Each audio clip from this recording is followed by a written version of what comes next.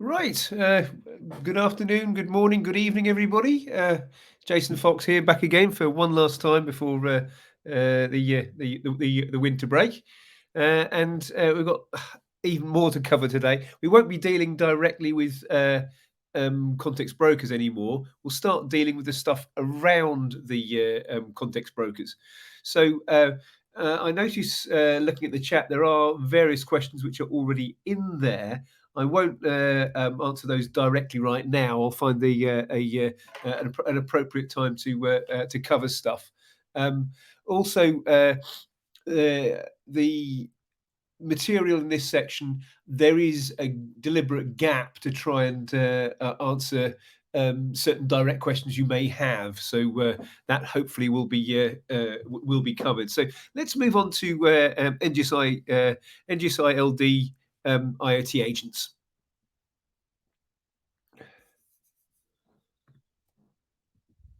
Now, the idea here is to explain what an IoT agent is, why you need them, and how they work with NGSI on a broader sense. And this is one of the questions which was asked a couple of days ago: is that you could consider other tools such as NiFi or Node-RED to be doing the same job as an IoT agent. So when you understand what the role of these elements are, you can broaden the idea and use it to get your data. The assumption, again, so far is that somehow, no matter how you've done it, you've got data into your context broker. And now this is going to show several ways you could actually do that. There are effectively three different types of context data which arrives via IoT devices. Obviously, not all context data is bound to an IoT device. We're not on that layer. We're higher up. But the easiest one to deal with, and the one we'll deal with first, is measures. And then we will move on to the idea of actuations and lazy attributes. Now, that is currently in flux. Because the context brokers are upgrading from the 151 to the 161 and coming up to the 171 interface. So there are bits which I will show which will be added in the very, very near future. There are actually two ways you can do actuations, if not lazy attributes. You can either do it via registrations or you can do it via subscriptions. If you do it via subscriptions, what you're saying here is that your context broker is effectively a digital twin. And it holds the status of the command you want to get done, and then it's down for some other component to actually change the state there afterwards. There are a few more ideas in this slide deck, which we might or might not cover depending on time constraints. But we'll certainly be explaining how we potentially could get NGSI v2 into your system if you've already got an NGSI v2 legacy broker, or you want to retrieve data from an alternative source. Which is, again, this is not so much saying you've got an NGSI v2 broker out there. It's just that you will need to use the same technique if you have another source of data out there. So let's just summarize what an IoT agent actually is. IoT agents are there to overcome a common problem in the IoT domain, in that you've got data in some sort of standard. You're using 1M to 1, you're using JSON payloads over HTTP, over MQTT, you're using a well-defined binary format like Sigfox, or you're using a standard robotics system like ROS or ROS2. All these IoT protocols have got a good reason for existing. They are either simple or quick or comprehensive, or work well in a specific domain. But the problem remains is that somehow I've got to get from that proprietary format, according to that proprietary payload and that proprietary transport mechanism, data into a context broker. Now, if you can use an existing IoT agent over your data, then the device which connects to it could be considered as FIWARE ready. We have a marketplace within FIWARE where we sell products which plug into FIWARE systems, and if you are able to connect to an IoT agent, because IoT agents themselves are quite flexible, you have got something which is perfectly usable by external companies. You can sell your devices and say, hey, you know, this will plug into whichever FIWARE system you've got. It is perfectly possible, of course, that you could have an external device which is capable of sending a simple HTTP request with an appropriate payload.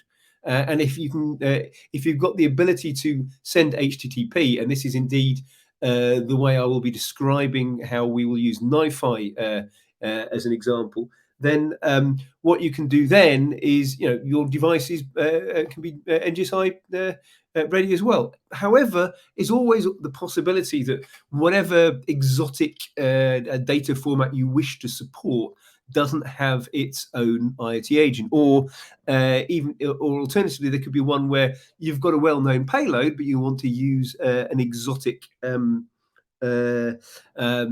transport. Example of that, again, if you look through the existing Wednesday webinars, there was a example I gave where I was trying to pass data using a distributed acyclic graph. In other words, you know, a blockchain, inverted commas, basically, so that the data coming in was obviously stuck, is going to be unchangeable, verified, unchangeable before I reach my context broker. Sort of thing you might want to use for, say, some sort of payments mechanism, maybe. You know, obviously you wouldn't want to put all your IoT data across a blockchain, but it's obviously important stuff might be worthwhile. And of course, you know, I needed to make sure that could be supported. If you want to support something like that, you have to either write your own IoT agent, or you have to write your own proxy around an existing IoT agent. Now, that is a much simpler job than it sounds, for the simple reason that there already is this IoT agent node lib. You can write JavaScript code, you can write Node.js code, then you can do this translation easily enough. I repeat, just for convenience, why linked data makes sense. The reason why you want to worry about linked data is that the attributes which you've got, the names you've got, the data which you've got, is not necessarily the same as the data which the rest of the data space you are trying to communicate with actually holds. It is necessary to potentially modify the data coming in. Let's say you've got a reading which is a percentage, and you want to make it a range from 0 to 1, for example, or it is necessary to change the name from TEMP to temperature, because that's what the common data models call it. So it doesn't really matter, because if you can get your data into a context broker, you can get the data into a context broker using your preferred short names and your preferred mappings of IRIs, and then somebody else can retrieve it as they see necessary. This is obviously one of the slides which I've shown beforehand, so I don't need to go into detail, but it just points out that there is plenty of cases, and of course data space is a classic example, where there are these data exchange between multiple organizations. So let's just have a quick look at the what we mean by IoT agent and how we would configure it. If you look at the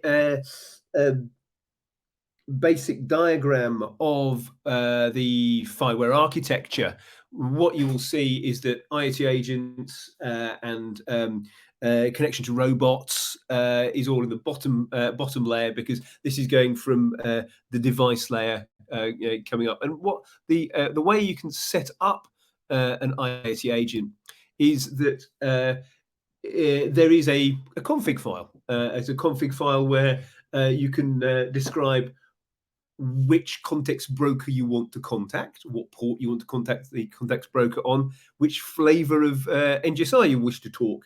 This is, obviously NGSI version LD. But for LD, there are a few other rather important elements here. Firstly, because the IT agent node library was originally developed for NGSI v2, you need to state which tenant is the default tenant, because you're not necessarily going to receive that information when you are actuating. And same with the service path, the scope, and again, not particularly useful for LD, but you could, in theory, add scope data into this system as well. When I'm saying you can configure a config file, obviously, as you would expect, this is a containerizable microservice. It is configurable using environment variables, and once again, you can set IOTA, context broker version, or fallback tenant, or fallback path, or whatever, to set these values. So it's whether you update this by persisting a volume with the microservice, or you use the environment variables, is entirely up to you. I'd use the environment variables, because that way you can configure the thing a lot more easily. You can see once again the context I've got here. Now, this was kind of covered in the session yesterday, where I'm saying is that what I would have is I would have a link to a context, a well-known location, right? And within that, I would have the NGSI-LD at context as defined on the bottom right of the screen at the moment. So you can see I would have my data models from example.com defined in a file, and I would also, in preference, also include the version of the core context you are dealing with. The reason for doing this is that way the data which you are retrieving at the far end is going to be fully valid JSON LD. It is implied whenever you have a communication with a context broker that you will be using the core context. You wouldn't be able to use a core context otherwise.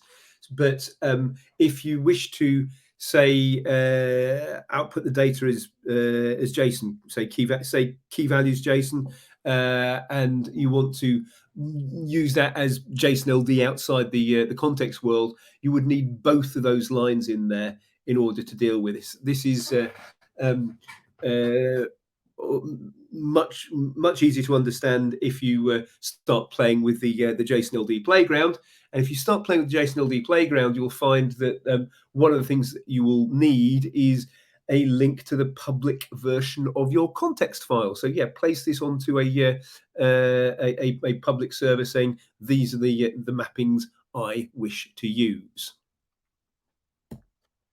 The core context holds all your common strings, and again, looking at the bottom right, you've got the very, very last line of the context is this at vocab.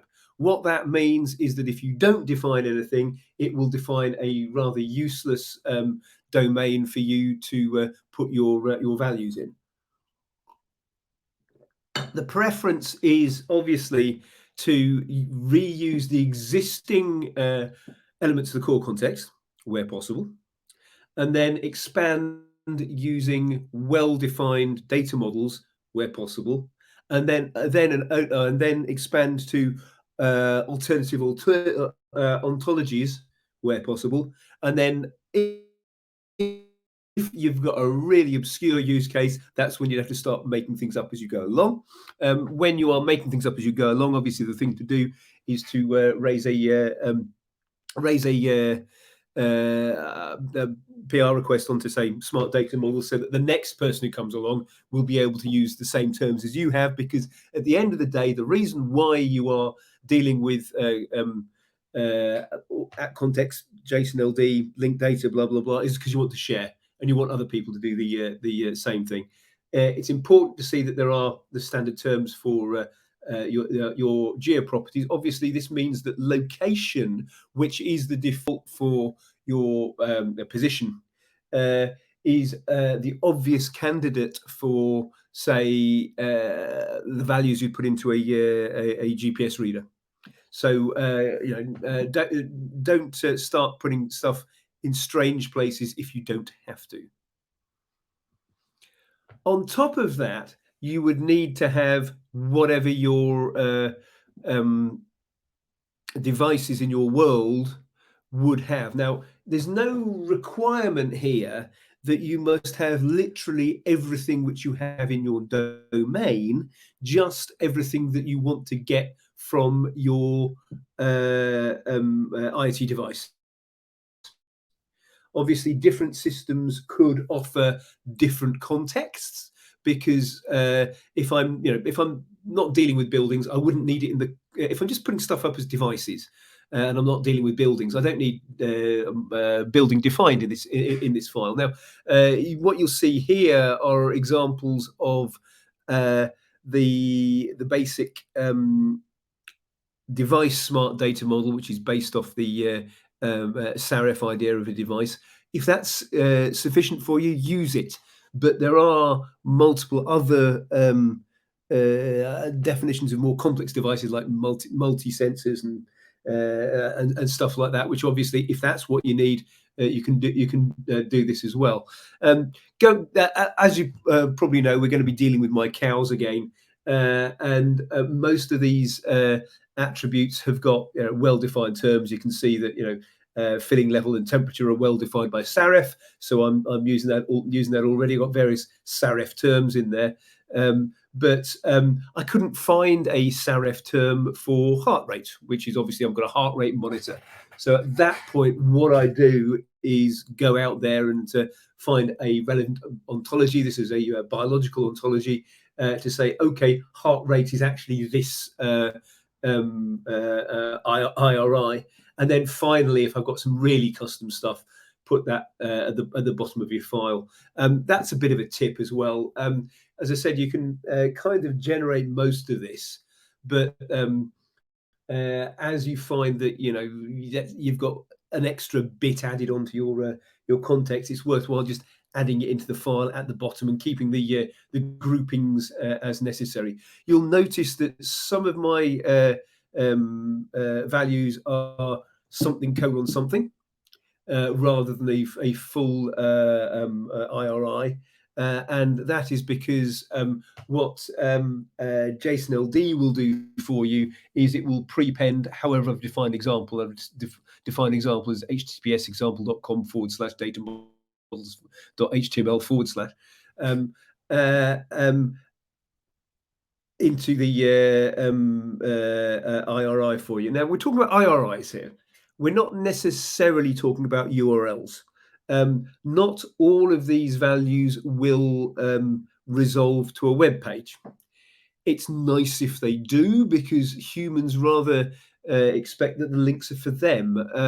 And if you see this data on screen, people go around clicking on it and finding out what the data is. It's not necessary to do that. It's just polite. And obviously, it would be encouraged to cover it that way, so that you can,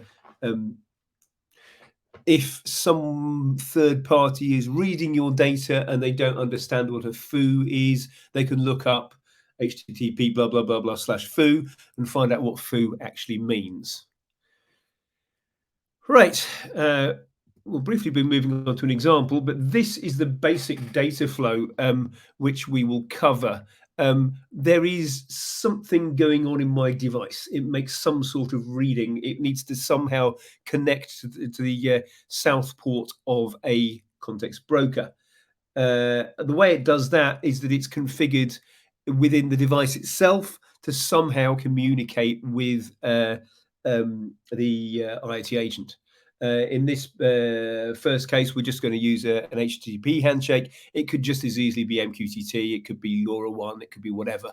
The point is that the IoT agent needs to know where it's listening when it's being configured, and it needs to be set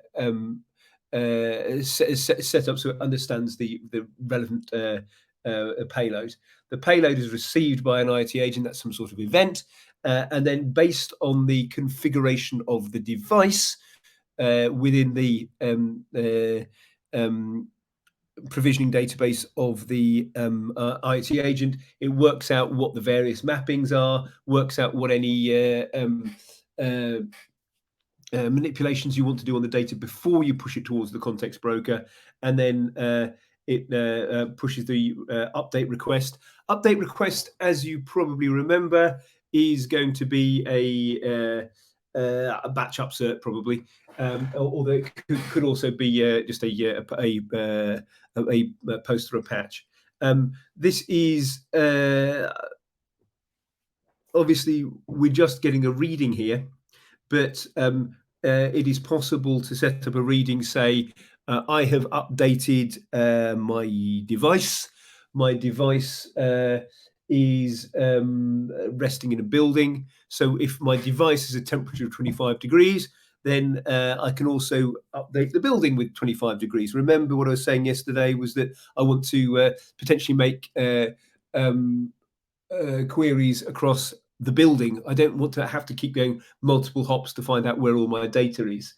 Context brokers tend to, in the end of the day, offer you a very flat entity hierarchy, because that way you get what the information you need. It's the only way we can ensure that we have the state of the art at the moment, because obviously the data may be shared across multiple brokers, and then we can make the change as necessary. So as I said, what we're going to do, this is going to be the NGSI-LD. I've got the NGSI V2 there as well, just to show compare and contrast. It's just an upsert. All of the information you can see there is readily available. I've got my at context either as a header, or in this case, I put it in the body. So since I put it in the body, the content type is application LD plus JSON, and I create an attribute as I've been creating attributes beforehand. This should be nothing new. You can see there that what I've got here is a normalized payload. You could probably do this using concise, assuming your context broker can deal with it. But typically, when we're talking machine to machine, machine to context broker communication, they're happy enough to accept full normalized data. You'll notice that for a proper NGSI-LD payload, I'm using the proper observed at property of a property. And you'll notice there also that both observed at and unit code are special in that they are what's called non-reified.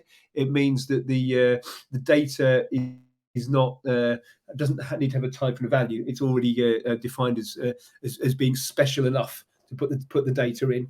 Whereas if you want to add in additional metadata like accuracy, in this case, you need to add in a property of a property which has got a type and a value and what have you. Obviously, if I was to be pedantic, I would state that the accuracy should also in itself have a unit code, because obviously that's that value of 1 is meaningless unless we know what the range is. So I'd probably put a unit code of C62, which is the UNCFACT code for 0 to unity, which says, I've got 100% accuracy. I'm really, really happy about it. There are also potentially other attributes which could be static attributes. So in this particular case, we have already using the basic device data model. There's a relationship defined, a relationship to a controlled asset. So this is saying this is a thermometer lying in building 1. And you can see that that's just an ordinary relationship at the bottom of the page. Let's see some of this in action.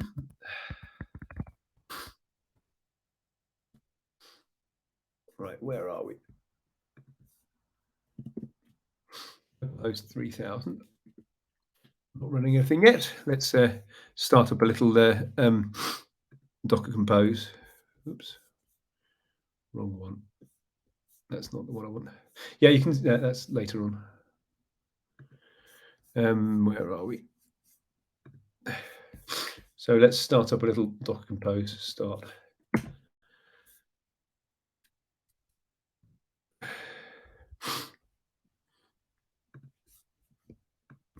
Now, it really doesn't matter which context broker you're using. I'm using Orion because it's quite quick to start up. And obviously, got a small footprint, which is useful because I'm just using a machine here, a PC. But as you can see, I've got this context file, which I am somehow putting publicly on the net. I've got some sort of backing database, which I'm also using for my persistence of my IT agent data. And that's just, my tutorial is just a series of devices as far as I'm concerned. So this is not particularly relevant for that, for this thing. But I've got this thing called the IT agent.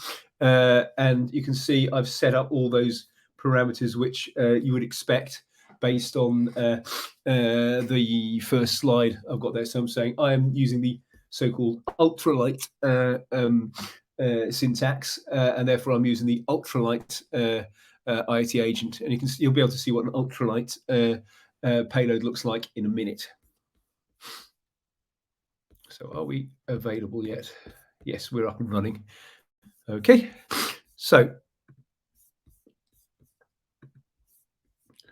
as I said, I've got something running there. It's running version 224.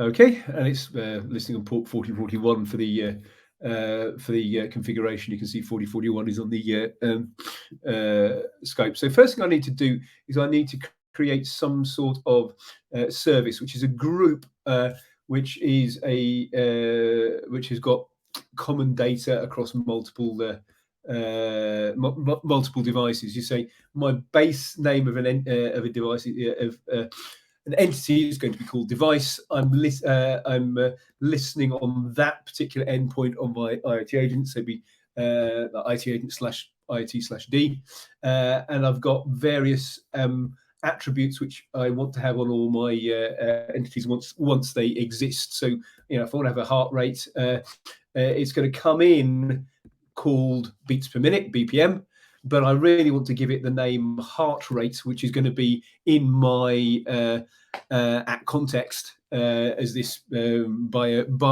ontology blah blah blah blah blah blah thing. And I want to put in, this is the metadata, which is property of a property, which is it's written this way around because this is using, as I said, this is common for NGSI-LD and NGSI V2. So this is written in V2. The provisioning is written in V2 format. So this is saying I've got heart rate, and the heart rate is in UNCFACT 5K format, which is beats per minute. Or if I want to have a status, it's just an S. Or I have a GPS, it's a some sort of a location. Or I want to have various other things with my device. I can get some bits of static data. You can see here I've got attributes. These are the ones which are actively uploaded by the system. I could also set up what are called lazy attributes, which are things where I need to go off and request it later on, but we'll come on to that more later on. And this, did I send that? I did send that, didn't I? Yes, I think I'll just send it again. It probably won't let me do it twice. No, it did. That's fine. So it's created it. So I haven't done it twice. Okay. And then next thing I need to do is to provision the device itself. So for each device, again, I can add additional or overrides to existing static data. You can see this is an array of devices, but I've only got one of them in there. And again, what you have is whatever's the name of the device in the real world, whether that's coming from, in this case, it's part of the request, which you will see from HTTP. In the case of you're using MQTT, it would be on the path of the MQTT topic, which would be explaining what it is. If you have a LoRa network, it would be part of the payload. Same with Sigfox and so on and so forth. It would depend on which protocol you're actually using to get hold of this information. Second thing is saying, what are we calling it, the context broker? Because obviously a correctly formed entity will have an IRI for its ID, or in this case it's URN, and it's going to have, obviously it needs a type. Time zone is important because if you have any timing information in your system, and indeed I think I pushed observed that into the system, it needs to work out, well, is that offset by 1 hour because we're in Central Europe, or is it offset by -5 hours because we're somewhere in the Americas? Obviously, you want to make sure your data is relevant, and yeah, I can set up multiple things. I'm just going to set up one attribute at the moment. Once again, it's just giving me a creative response, not a problem. Now, for this particular payload, and the reason why I tend to use ultralight for the tutorials information is that it's readable, it's human readable near enough. You can see this is a payload of T/3, which means it's going to say it's going to divide the attributes by bars, and you can say this is what I now. It is agreed between the device, which would be sending this, and the IoT agent, which is currently listening on that particular port 7896, that's the payload of the device. And if you look up here, I've got some sort of magic key, and I've got some indicator I for the this is temperature 001. So if I just send that, and then if I just look at the service, you can see that was mapping back to my API key. So you can see that the data which is coming in aligns with something I've configured. So I've got an agreed key to make sure that we know what this device type is. What has happened is that there is upsert has occurred, and if I go to my context broker, I can just send the data through. I've already got this is key. No, I've got just with the attributes. I've just got the temperature attribute. You can see I've got a temperature of 3. It's type unit code observed at. If I remove the, you can see I'm looking at a specific service path to make sure that should be an NGSI-LD tenant, but it's sending both.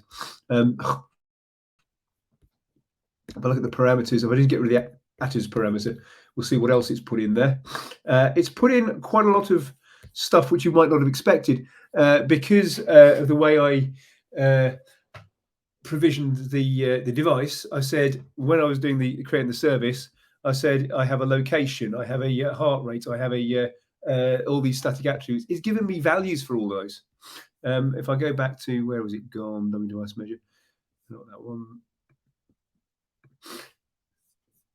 That one, sorry. So you can see I've actually got been sent all these values, but I've also been sent the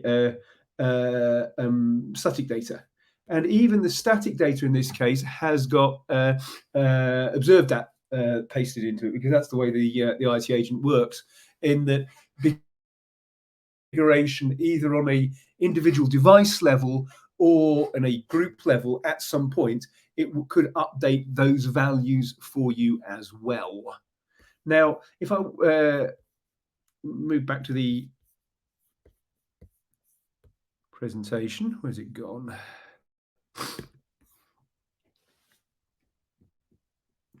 So as I said, I set up my my group. I would usually use property as my type, but you can also use JSON primitives or property relationship, or JSON primitives like integer, float, string, etc.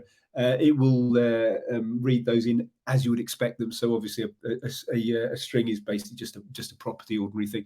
If you want to put in complex data, at the moment that would come through as a JSON object with a special at type. You can see here that the data has been set up as you would expect. Attributes, static attributes, and potentially lazy attributes coming off later.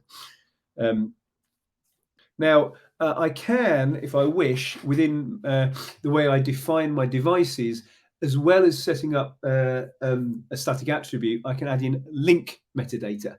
The link metadata is saying for this particular device, which is device temperature 1001, it is placed in building 0001, and it will add in a provided by relationship as well as the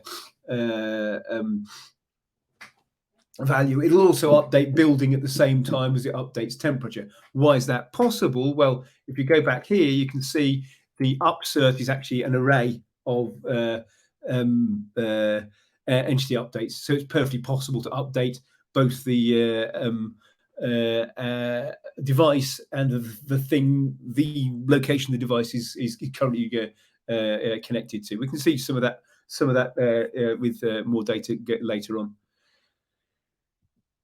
Now, GPS is a little bit more tricky because obviously you want to be able to set your location. Your location is obviously a geo property, and what goes into the context broker needs to be in their GeoJSON format. Fair enough, but what's coming into the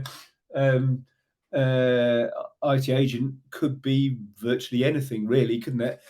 So the IT agent is clever enough to accept multiple formats for the data coming in. You saw an example of an ultralight string payload when I had T/3. If you have T/ long lat long lat, that, and you've already set up the attribute as a geopoint, then that will be interpreted as being two separate values. It is possible to set up the values coming in separately, so you could have longitude of 13.5, latitude of 52.5. What would need to happen there is you'd need to configure the provisioning to be able to interpret the values. There is also a companion IoT agent. As I said, this is using ultralight format, using JSON format, which I'm sure you're all familiar with. So it will be perfectly possible to do the equivalence as a JSON object. If you can happen to put your JSON object as GeoJSON, well, you're laughing, because obviously that can be pushed straight into your context broker in that format. However, it's much more likely that your incoming value is going to be a bit simpler than that, because your device is stupid, and therefore it also accepts arrays or a string. It does its best guess to try and get this information into the system. When you are provisioning specifically a geolocation, you can use for IT agent, you can use geopoint. GeoJSON is the default. If you use GeoJSON, it will be a point. If you use geocolon something like geopoint, geopolygon, geo whatever, it will be one of those. Obviously, use the standard data. You can see at the bottom what I've got is what's known as an expression. There is a JEXL library within the IT agent which can manipulate the data. So if you happen to have, I don't know, a Unix timestamp within your payload, and you want to get that out as a ISO 8601 date, which is obviously the format which context brokers need, you can do that switch within the data. What's happening here, and again, there are more examples in the actual documentation, is that it's looking for, going back to the previous page, along and lat, like the second example in the ultralight, in order to get a hold of the data. It will only update location, however, if both long and lat are found in the request from the device. Now you could see from my device, I was doing a post request. I was doing a post request with a body. You could just, as I said, it could be whatever transport you're dealing with is how we're listening to the system. And they are converted as expected. Right, let's move on to actuations. This is going the other direction. Actuations are getting, as I said, are now better defined than they were when I first came up with this slide deck. So I'm going to also switch to a more modern example. But the way that an actuation works is basically the contract which a context broker is offering our system. If you do a patch onto your context broker to update something, and that particular attribute has been registered as being something else in the real world, like for example, I'm a ring attribute and I'm a bell. Now that will be, because it's registered, the request will be forwarded to the whatever's dealing with it, in this case the IT agent.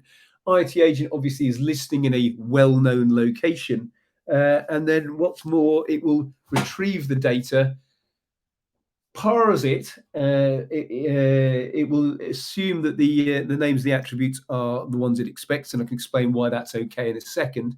And it will then pass the information forward. The ETSI specification, it says there on that slide, is still being discussed. It was fixed in 161, which was published in September. So the default, if you do a registration, is federation, but the sort of registration that an IoT agent does is what's known as an exclusive registration. And therefore it's saying I'm the one who is responsible for this particular attribute. We'll see an example in a second. It is also possible to do this using subscriptions, as I mentioned earlier. There is very early discussions on how you would do a full actuation service as an interface. It's not there yet, so I won't go into more detail, but what I can say is that this is fine for simple devices, simple actuators. For the 90% case, you'll find that actually your IoT devices are just giving measures anyway, so it's not difficult. And what's more, this is a code which is to be found within the IoT agent node lib itself, so that you know that when that is released with an update, it will work with whichever system you're talking about. Now, to provision a actually, I'm going to slightly change that. There we go. That one. That's what I wanted.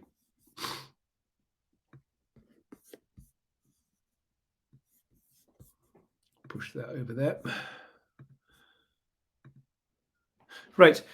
So you can see here,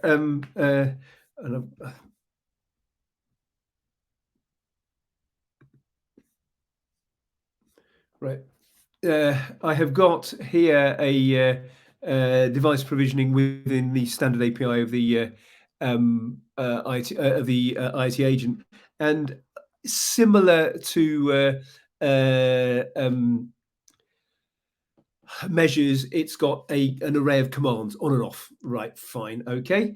But what we can add in here is that you must have somewhere it will push the data to an endpoint, and it's got obviously it's a device which is has a well-known IRI. What actually needs to be added in this system these days are a few additional bits of information. You can see, and I'll highlight them here. If you add in a context source info key into a registration, it's additional information used for that registration. And the key JSON-LD context will mean that the context broker itself does an expansion compaction operation before passing the data towards you, which means that the data you receive will use your preferred short names. Yes, it does look like a little bit redundant in saying we are using context XYZ, but it's also saying we're using context XYZ and context broker. It is your job to pass the data in this format.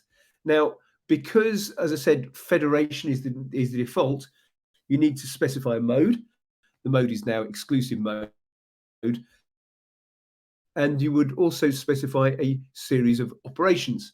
Update ops and retrieve ops. Retrieve ops is for lazy attributes, which is basically the same as going to work the same way as an actuator, but with gets. Update ops is just saying I respond to various patch endpoints. So I'll just get rid of that for the second. You can see that what's happened is that the CSource registration has been set up with the various elements involved. Properties is now called property names, by the way. So what happens is that once you've done that, your context broker is set up so that when you make some sort of request, you'll notice that the request at the top, the one to the context broker, looks an awful lot like the request which is received forwarded to the next element on the line. The IoT agent is just a registrant. All registrants are designed to listen in on either all or a subset of the context broker endpoints. Obviously, this is a very limited registrant. It's just listening on patch. You could, of course, theoretically set up an IoT agent which could do merge patch these days, and that's also in progress.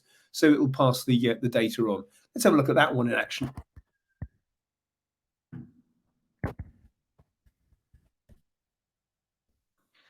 So my provision and actuator, what I've got here is, as I said, I've got a couple of commands. I'm calling it on and off, and I've got some static attributes. You can see I'm doing something in the barn again, and I've got the transport, some data about the system of transport X. So I send that. I can now invoke a command. Before I do, I'm going to go back to my farm. Let's have a look at my farm. Nope, wrong one. Devices. Got a series of devices here. Move that across slightly. So if I send that, oops, not quite right.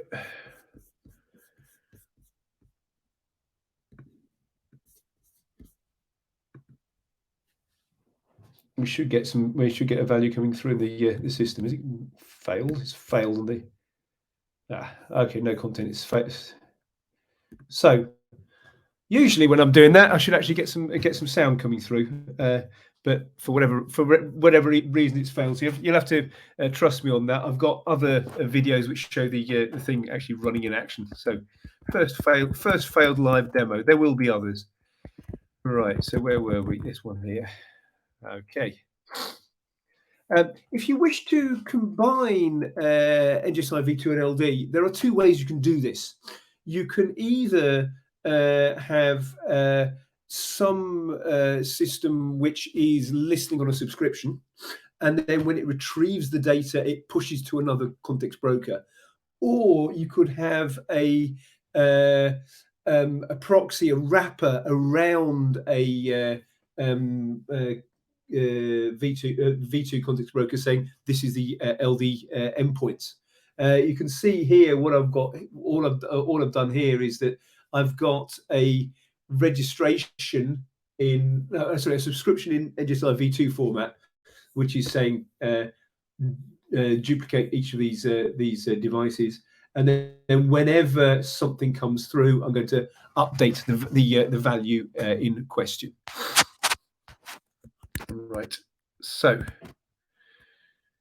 whilst I'm working out what was wrong with that one, I'll see what else we've got.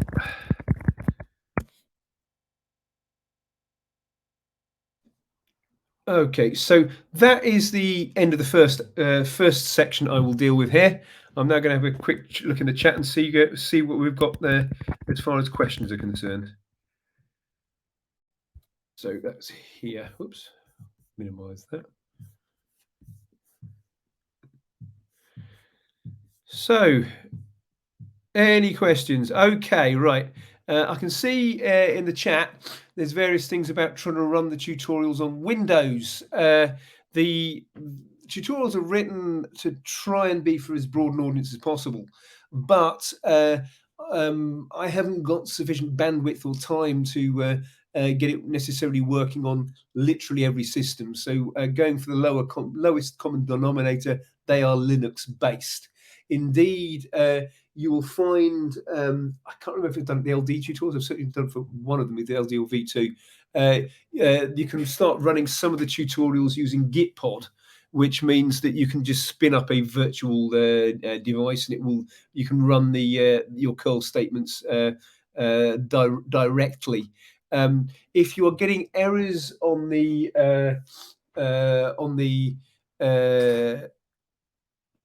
services string, which is the usual entry point to this, then suggestion is that you should try and use Cygwin to try and emulate a Linux system. Second question, I've just joined the training camp and I was wondering how long the replays will be available. What will happen is that we will post videos or edited versions of the videos. Obviously, you don't want to hear me umming and ahhing and getting things wrong, onto the FIWARE YouTube channel. It's either the FIWARE YouTube channel, the i4 Trust one, but it's probably going to be the FIWARE one. If you check the FIWARE LinkedIn social media, it'll give you more information as to where things actually are. Now, this is where we're going back to the same thing here. You've got the line feed versus carriage return line feeds, because this is really very much this is really very much a case of I can't deal with Windows and do my day job at the same time. So apologies to Ian, we're not going to be in a situation to do that much on Windows, but there are various workarounds. They are common workarounds which you can find on the internet rather than necessarily FIWARE specific. I'll just very briefly show you something on the tutorial, see if it will work. Where are we? Wrong one.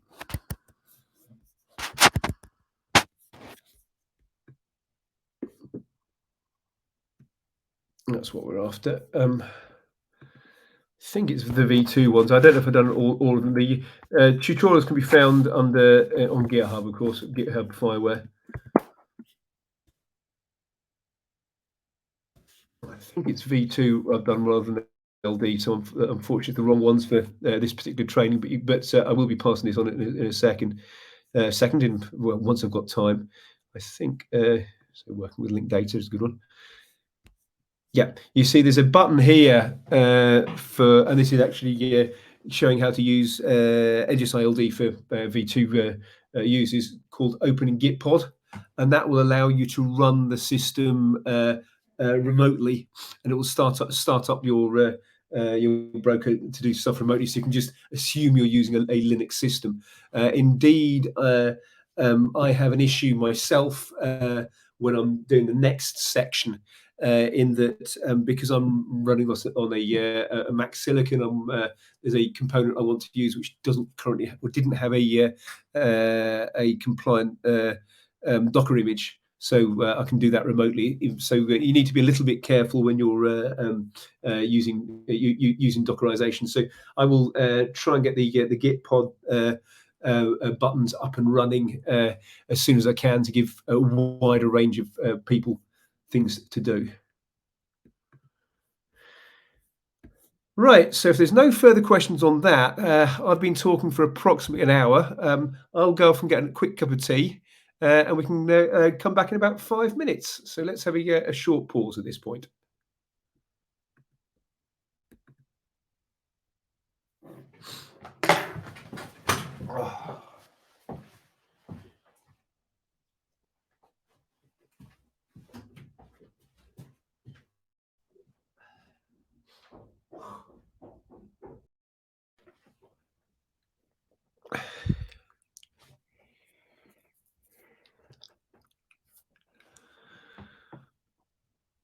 Right, welcome back, everybody. I'll grab my quick cup of tea. I'm losing my voice a little bit, so I will shut up a little bit later on. We're now going to start covering a few more parts of the FIWARE catalog. If you have a look at the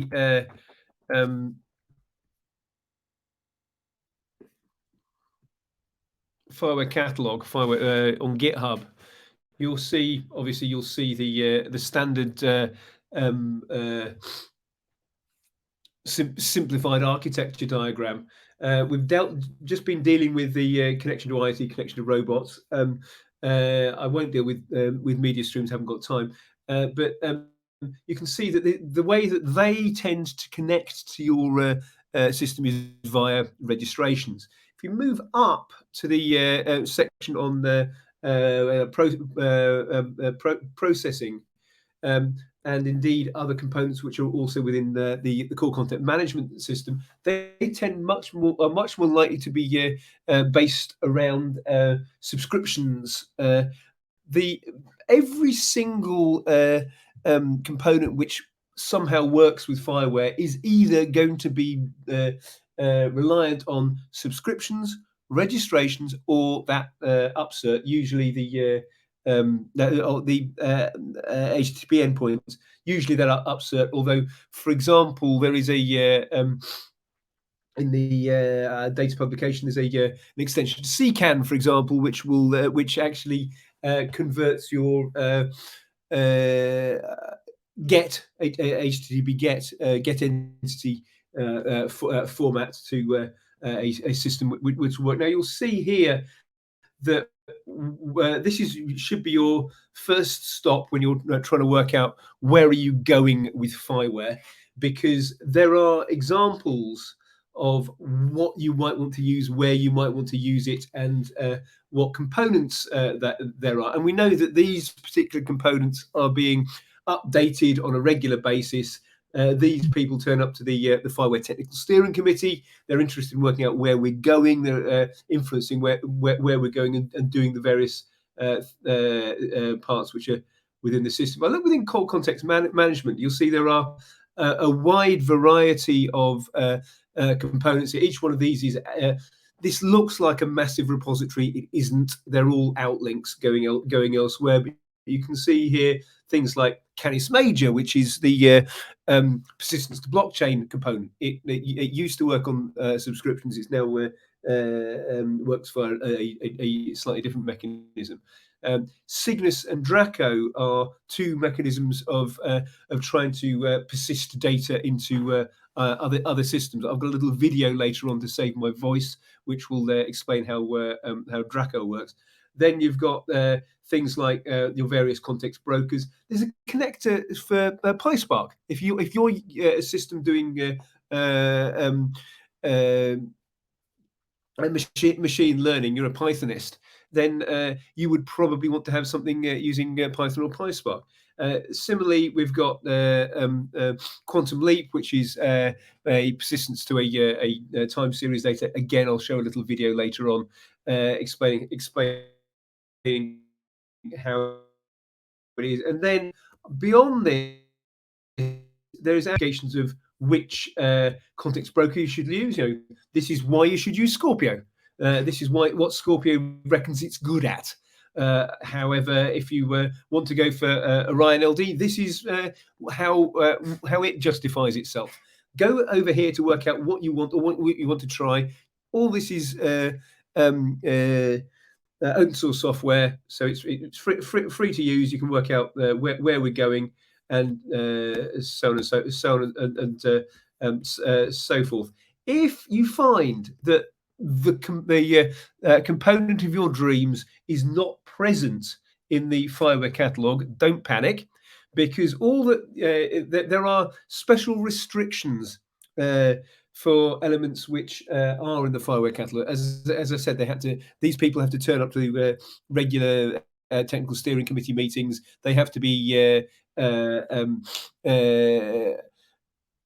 commit to a certain rule book of what you do to become a FIWARE component. This is where the roadmaps should be. Someone pointed out the roadmap for Canis Major was missing, and yes, it is currently missing. It should be here, but that needs to be chased up. But if in this case, there's also another list, and this is the so-called FIWARE Awesome list, where there are additional third-party components which I have typically I have very little experience of, but control. These are people who are offering their FIWARE components for free, and if you say again, there's some more stuff with Python. There's some more stuff with simulating devices, probably better than my farm or whatever. And also at the bottom, you'll notice there are a couple of plugins for Grafana. There are actually some more than this. These are just the ones which we've got hold of the data for. On top of that, you've got things like FIWARE Node-RED, for example. So Node-RED is a streaming service, and if you go over to Node-RED, you'll find that there is a series of connectors which will be usable to push your data into a system. If you're using Apache NiFi, then you can use Draco. Draco is just a few additional components added to Apache NiFi. This is just adding a few things into Node-RED. There's also the ability to do stuff using Apache Flume, which is Cygnus, and also show some examples of that as well. So you've got a wide variety of software you can look at and try out before you need to start rolling your own. Now, for this particular, I'm not going to go through the entirety of this slide deck because it is somewhat outdated, but the principles work the same. It's actually a V2 slide deck, but I will explain what I mean. The principles are the same for LD and for V2 because all these components are based on subscriptions.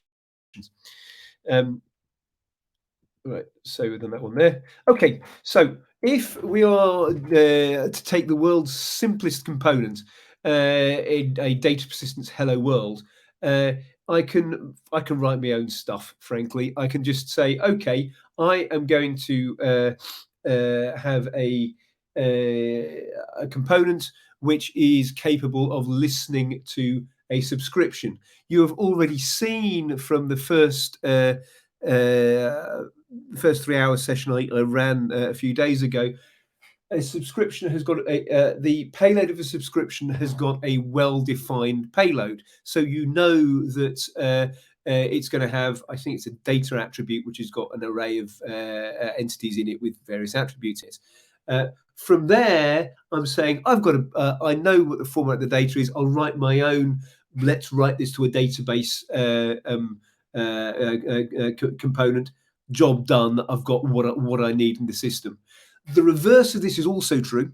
in that there is actually this component called FIWARE Apollo, which again listens to a registration, not registration, subscription. Listens to a subscription, looks at the payload of that, and then pushes that data back into a context broker. So all that you've got to think is that when you are trying to connect to third-party systems, it's a subscription, get my data, do something with it, and then push to a further system. This is an example of a V2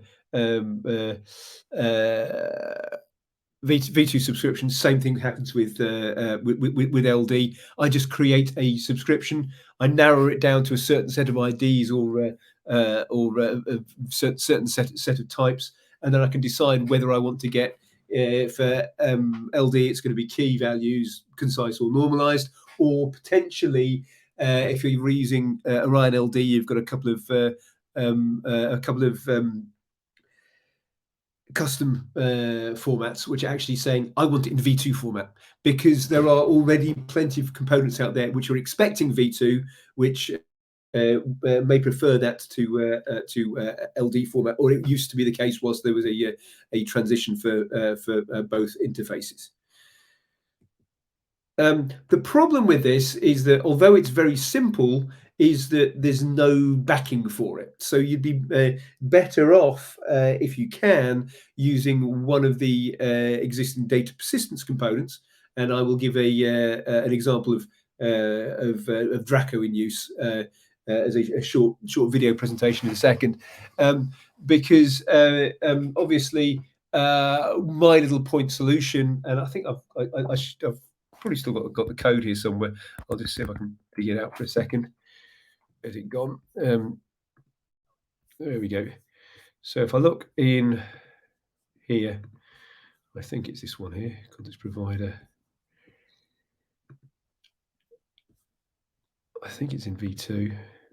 Buildings update. Okay, so all I'm doing is I'm listening here with a request, and you can see whenever my subscription fires, I'm going through for the data element of the body, and I'm saying I want to upset my values to a database. This one happens to be MongoDB, and you can see here each element of the payload has got a building ID, a building name, a building address, and I push the data in. I don't care about my errors. This is throwaway code. We can do whatever we like. I may well have the LD equivalent elsewhere. It'll be the same bit of code. So for 10 lines of code, I mean, obviously there is a route which is listening into that, which I think is on index. Here we go. Subscription. Is it? I'd have to look to find out what the which particular route that is. It's somewhere else in the system. What there is it?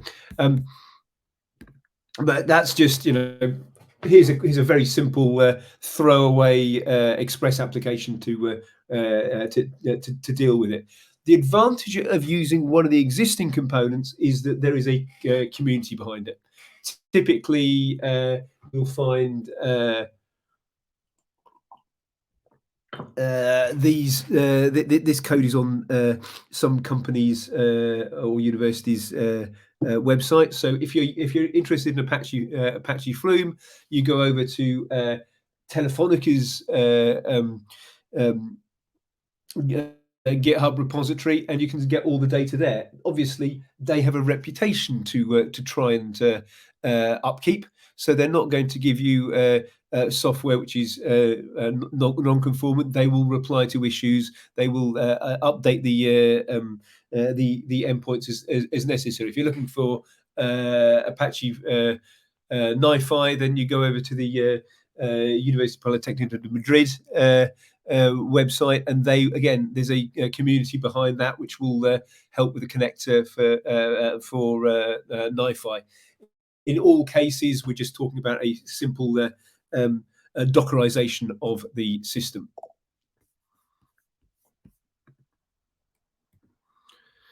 Now, that's not That's so okay. That's better. What's the difference between Flume and NiFi? Well, they do the same job. They are both Apache components, so they are using the Apache license. They are free open source software. We're not trying to build everything from scratch. We're leveraging on existing open source initiatives out there to use the code the way it's supposed to be. The main difference between Cygnus, which is Apache Flume, and Draco, which is Apache NiFi, is actually which syncs are available. There's a slightly longer list, I think, for Cygnus because it's an older system. So, for example, there is a Cygnus sync to DynamoDB, which is the AWS database. I don't think there's one for Draco yet. It may well have been updated. You can see you can push to things like HDFS, which is a big data system. If you've got that amount of system, you can push to Kafka. You can push to some standard databases like MongoDB, MySQL, and CartoDB. I think if you look at the next slide. Yeah, so I'm going to do that one. I'm going NiFi. You can see. There we go. I'm not going through all this. The list there is longer than the list was for NiFi. NiFi's had a shorter list at that point. But let's see that one in action. And I know this particular bit will work because it's a pre-recorded video. So let's see what we can do here.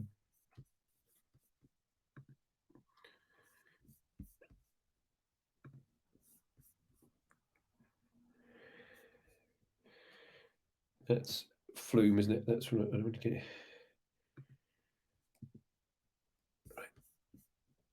Component within the FIWARE catalog.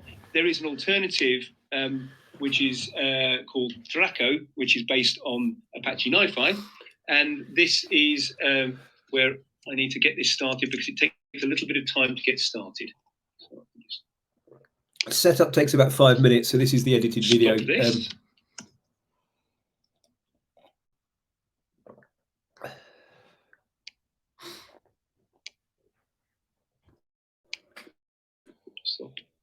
It takes some time to bring the components up, bring the components down. As I said, this is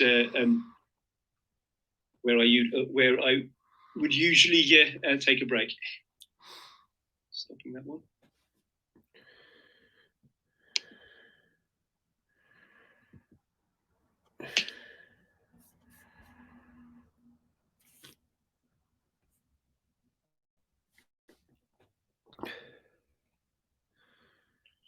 So I'll try and talk over this whilst the thing loads. It can take up to 90 seconds or so because I'll just skip that bit if I can. And my video's now paused. We're having recording problems. It's a set of available syncs at the moment. The documentation for both of these components can be found, as you'd expect, on the internet. This would be the Cygnus thing in FIWARE Cygnus read the docs, and as you'd expect, FIWARE Draco read the docs is where you're going to find the Draco information. Now, once again, I've started this up again, so I should go back here and see if we're running yet. You can see I'm waiting for Draco to start up. Draco, I'm pinging every 5 seconds. I'll just change the quality because I'm going to see some stuff on screen in a second. Just wait for it to buffer a little bit. See if there is a response. At the moment, it's still getting ready. It would take a bit of time, although my tutorial is already available. I go to the... It's buffering again. Great. We had the same issue the other day, didn't we? There we go. Draco itself, you can see from the configuration file, has not actually got many Docker endpoints. environment variables. You can see it's just the port it's listening on. It's listening on 50/50, and it is configured on 90/90. All of this configuration is currently found within the graphical interface itself, and that is at the moment it is not persisted. So if you want to persist it, you're going to have to save the running Docker image. There is work ongoing to attach various volumes to this so that the elements you require are available and persistable for disaster recovery reasons. That has been done now. Let's see, I'll not be there yet. Let's try again. So as you can see, once Draker gets going, which can take over a minute, it is a graphical user interface, and you can use templating to decide what you're going to put in. Now, the one which we can look at is called MongoDB tutorial add.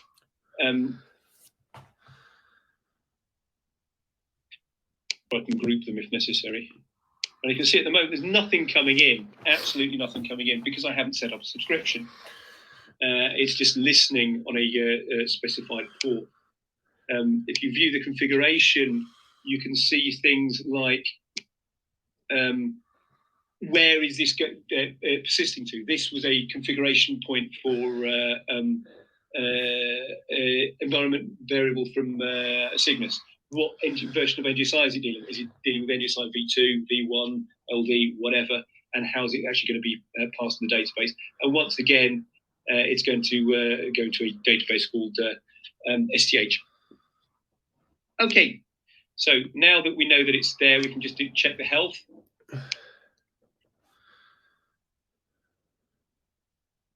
And you can see its system diagnostics is running. It is quite memory heavy compared to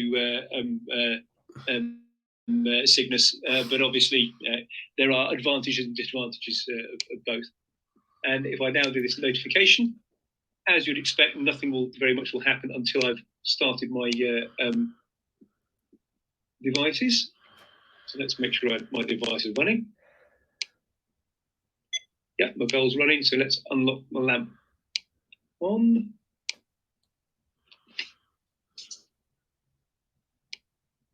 And if we go back to and refresh, you can see there's a lot more elements which have got all the motion sensors, all the bells have got data going into the system.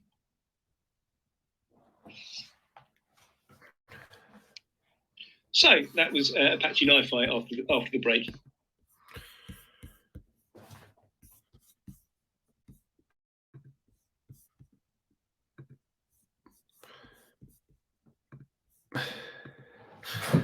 As you can see, it's a lot easier to run that demo as a recording. There's no real need to change it for LD.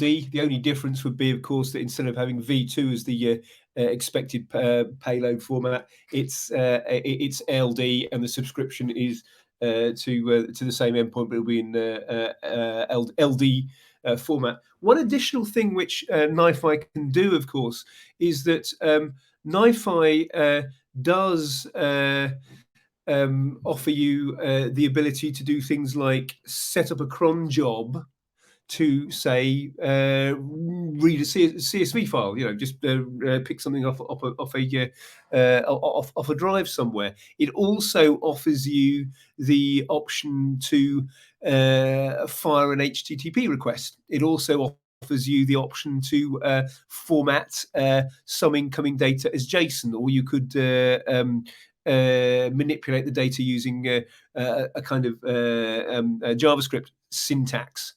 As such, that means it also could be used as an input mechanism. There is yet another video we've got on how to create your customized systems, but where you, in all cases, at some point, you're going to have some sort of custom code. If you want to have a you could have a custom IoT agent, for example, which is reading a CSV file. Fine, not a problem. You send a CSV file to an endpoint. It will do the necessary chopping up of the data and then pushing the data into a context broker. You could just as easily have that if you wish to. It just as easily have that if you wish to do this using tools such as NiFi. It's up to you to decide where or which system. At the end of the day, you'll be maintaining. The NiFi system that was demonstrated in Gran Canaria at the FIWARE Summit in September was reading river levels, I think, 3 or 4 times a day. It wasn't particularly a heavy load, but it was retrieving context data from what is effectively a very much a legacy system. Someone was typing stuff into an Excel spreadsheet once a day to take their take their readings. It was useful when you're making further calculations, but it wasn't something which would deal with the remaining issues. You saw there I was pushing stuff to a MongoDB database. It's a subscription. I work out which attributes I want to put. I put the data coming out further. Now, when you are dealing with a HTTP protocol, you don't have quality of service and no guarantees that all messages go through. Yes, that is perfectly true. Hillary knows his stuff. One of the ways to attempt to mitigate that is that there is a mode within FIWARE Quantum Leap, which again I'll show an example of that a little bit later on, which effectively will try and queue the data. So if, for example, you get an overload of the system, it will take some time to deal with all the elements one after another. Indeed, if you're looking at NiFi, if you look at the way the data is flowing, you can get a backup of data, perfectly possible. If there is a backup of data which, frankly, is never going to get cleared, yes, you will start losing some data. The question there is, are you now really dealing with context data? Could you throttle your inputs somehow?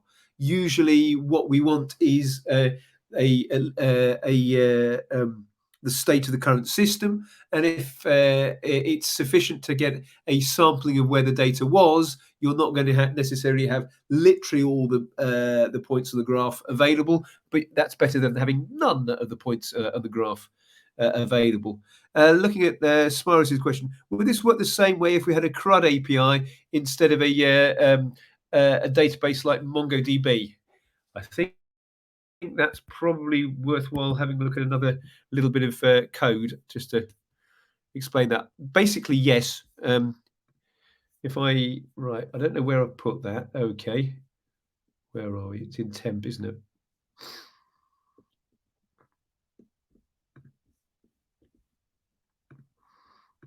Right, this, I think you can see on screen now, is that right?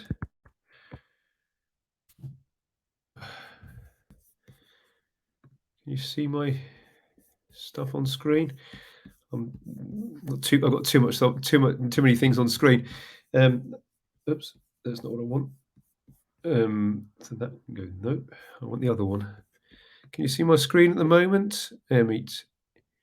Yes, you can. Right, fine. Okay, so once again, this is a little mechanism I've got where I'm doing a CRUD.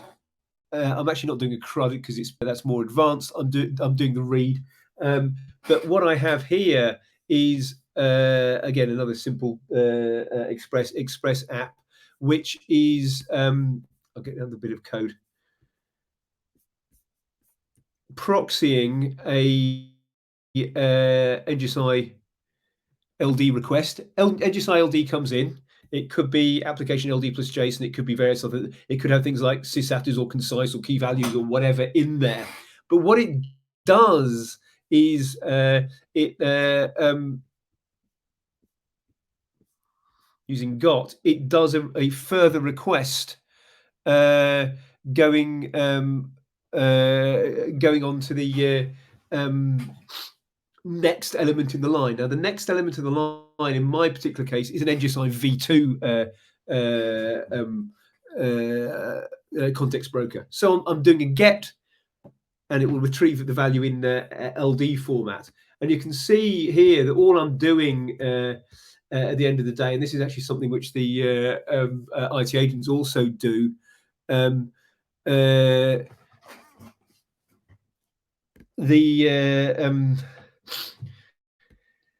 for various different types of attribute, like the native JSON types or whatever, I'm making sure that my values are formatted properly. Date time's a good example of that. I need to make sure that my dates are put forward as ISO XML date, so it's to ISO string, and so on and so forth. And I need to make sure I get my GeoJSON coming through properly in a proper format. Now that means that, again, I've got this little proxy around. It's pretending to be an NGSI-LD broker, but it isn't. It's just responding to an NGSI-LD endpoint, and the output is NGSI-LD. That is obviously going to be something which is going to be behind a registration, and the registration will deal with it. Just very briefly, not answering Andrew's question, but I'll deal with it later. Can I document this process? Not live right now, but I'll have a look at it towards the end of the session if we've got time. Okay. Otherwise, we can just talk directly later on, because obviously I'm trying to cover a lot of ground in a short period of time. So yeah, this isn't difficult. This is just saying use the existing tools, create a subscription the way a subscription is going to work. You remember how you saw the payload of the subscription, and let these tools do what they're supposed to do. You can configure things like Apache Flume, Apache NiFi, Node-RED, whatever, to chop out bits of data you don't want, modify it, push it elsewhere. That's where you can do the manipulation if necessary, and you'll end up with stuff in the database. Now, I think for both of these systems, you can set the configuration up as to whether you want to have a record for each attribute change, or you want to have a record for each entity change or whatever. Once again, you're going to have to look in the actual documentation to find the full power of the system. The important thing to note is that these systems exist. They are properly documented. So yeah, the one line here I'm saying here, which is the really important one, is and I hope you've got this here before I close this particular slide deck, is that context brokers are not databases. Databases are databases. Context brokers are there as an interoperability layer. So don't do your full or assume you're going to have full context broker stuff coming out directly. If you want to, if you find that you're trying to do something stupid in a context broker and it's not working, like, I don't know, you're trying to do natural language queries, you probably need a database. There's no problem in copying your data elsewhere if absolutely necessary. Do what's necessary. Do what's necessary for you.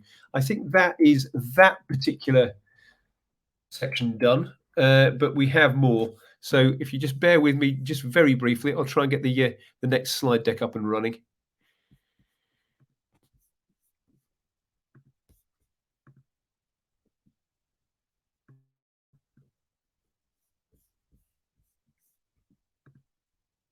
Oops. I'll just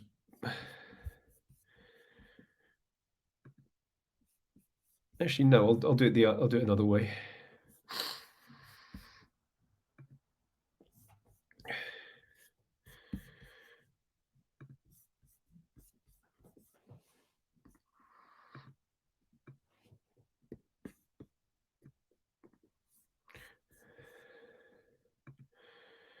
Right. What I'm going to show next is an example of another bit of data persistence. This is using NGSI-LD, and we're going to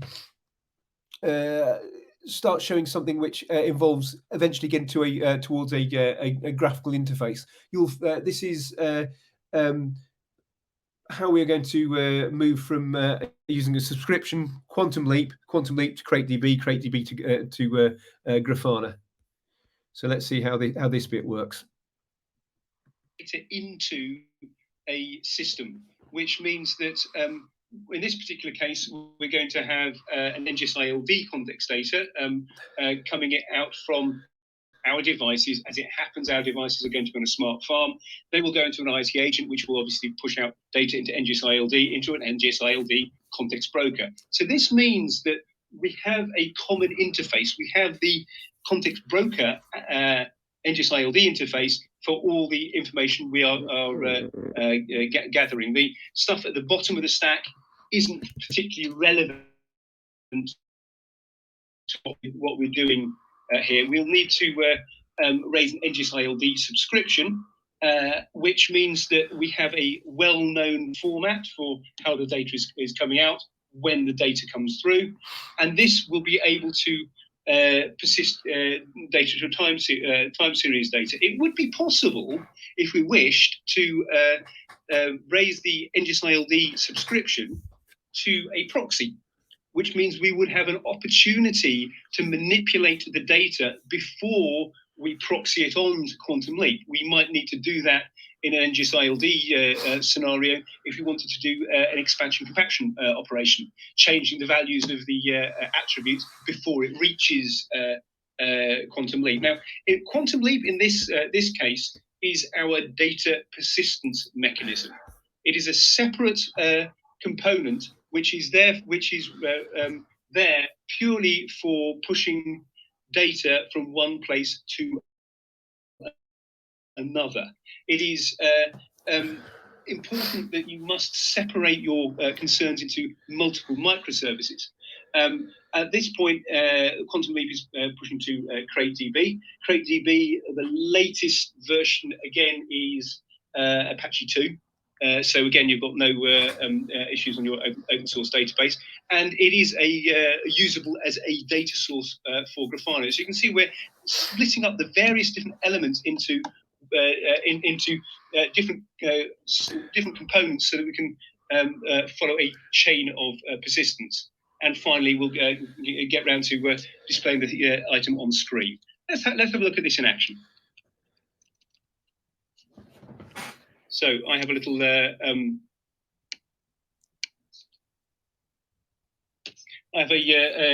little tutorial which is running the various elements of my system.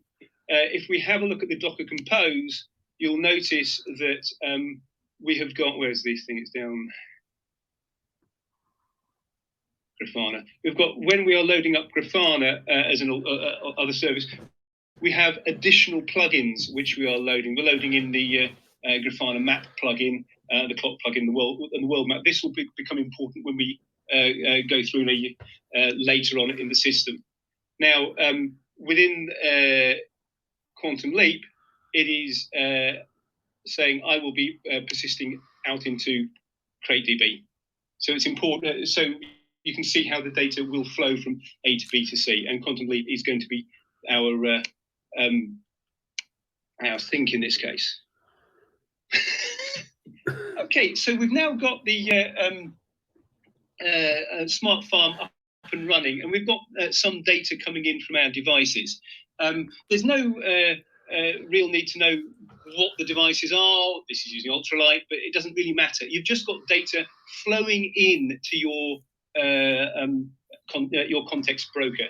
You can see I've got pigs and cows moving around on screen, and I want to be able to track these in real time.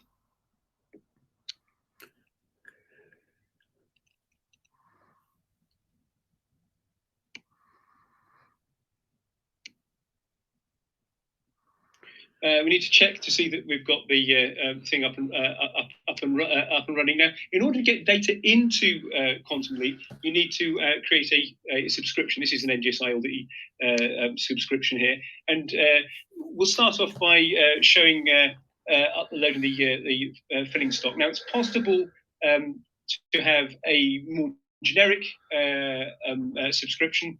This is just putting the stuff normalized NGSI-LD format, and of course you have your app context in there as well. This is just going to update the filling sensor. Let's see what happens. It's created a subscription, and again, let's do this the same thing for our animal location. The animals have got type of device, and you can see that we are watching location, status, and heart rate.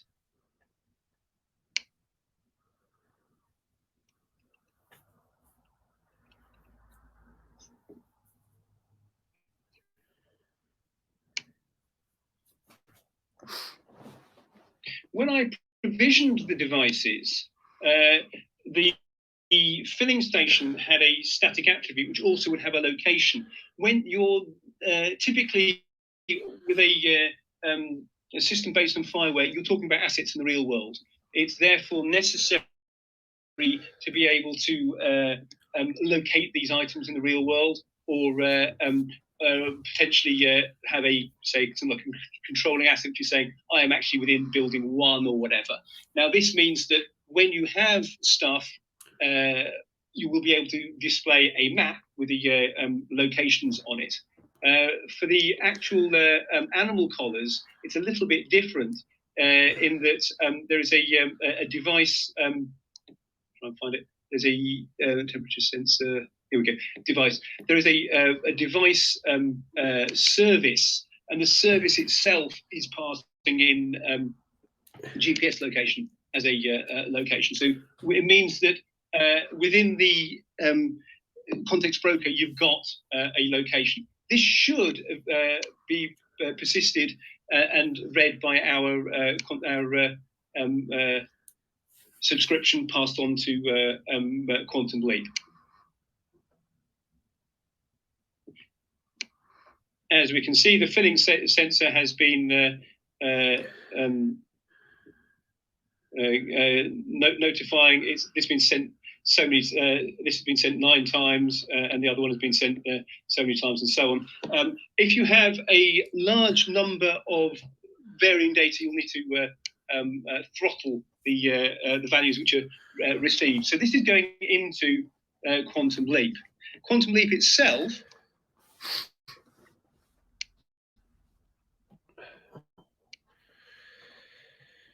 So you can see the logs. I've got the logs running. It's taking a bit of time to come up. There we go. Quantum Leap. Quantum Leap itself is receiving. You can see it's receiving the data now.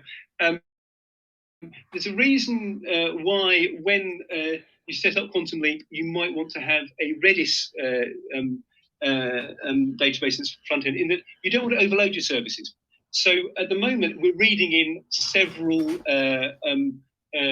positions of cows or pigs, but you can also make to ask for time series information. If that information has already recently been received, it may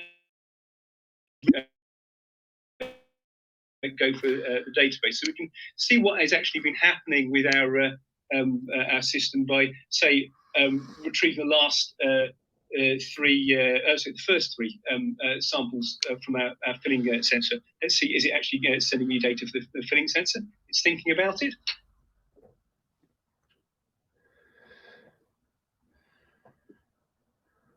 So that doesn't appear to be oh yeah, we get no records found for the filling sensor because the filling sensor has not been. But what about if we were to look for cow 1 instead?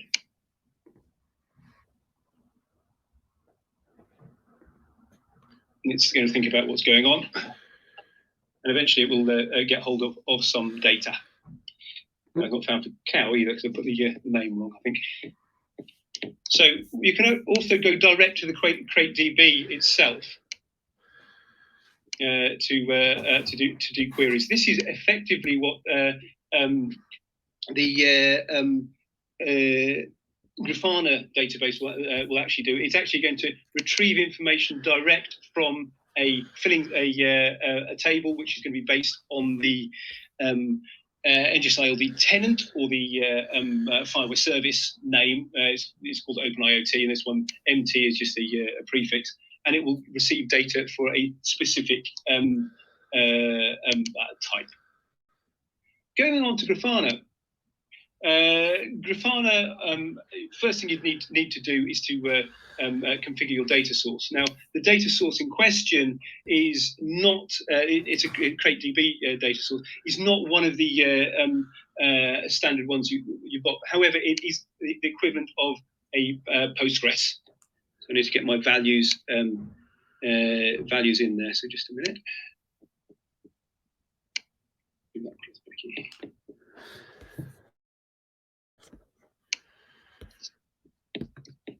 Turn that down slightly. I'll just change the speed because it's getting a bit blocky. He says it's now just failing completely. One of the reasons why I failed to get the data from the filling station. I'll just pause that actually. One of the reasons I failed to get the filling station on that particular demo, and I've no idea what's happening there, is that there was a typo in my subscription, and actually I was getting hold of I was attempting to get hold of filling level or filling level station or something like that when it should have been filling level sensor. So yeah, I've now completely broken this, which is not good. I'll just have to break that. So I think probably the thing to do, because I'd like to show you the actual video of this, is again take a short break whilst I leave this to buffer, and I'll continue the explanation in about 5 minutes. So I'm going to get another cup of tea because my mouth is very dry. So I'll see you folks in approximately 5 minutes.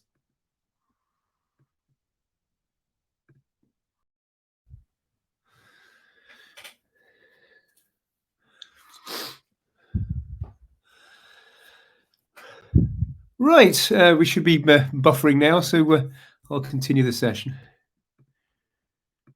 First thing you need to do is to configure your data source. Now, the data source in question is not, it's a CrateDB data source, is not one of the standard ones you've got. However, it is the equivalent of a Postgres.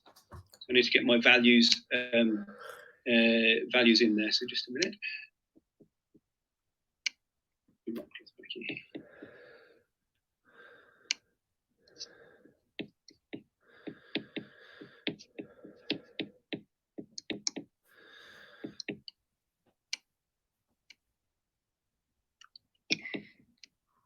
It's listening on the I'll call it Crate.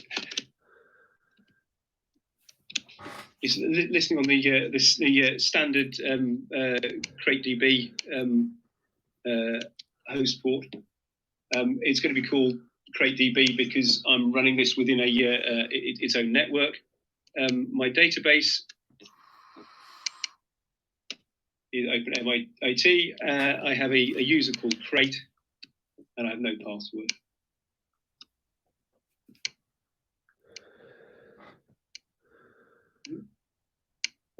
Disable. So you can then test to see, can I actually connect to the data source? And yes, the data connection is okay. At this point, because we've actually got the data in our dashboard, we can choose a visualization. You have a range of visualizations available here. Obvious one is to go for a graph, and the graph will give you a little wiggly line. At this point, you would need to connect your table to work out where we're coming from.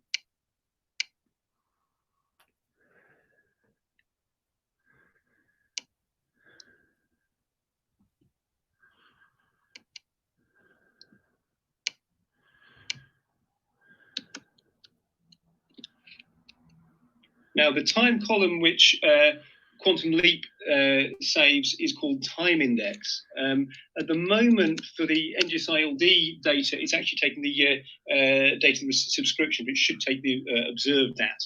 And then finally, if we go for an entity ID,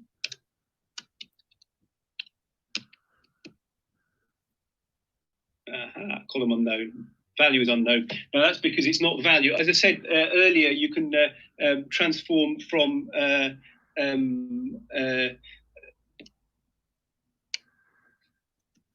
you can transform your data if you need to in a proxy before you receive the subscription. It's called heart rate, isn't it? And we can actually give it an alias as well. Give it an alias of value.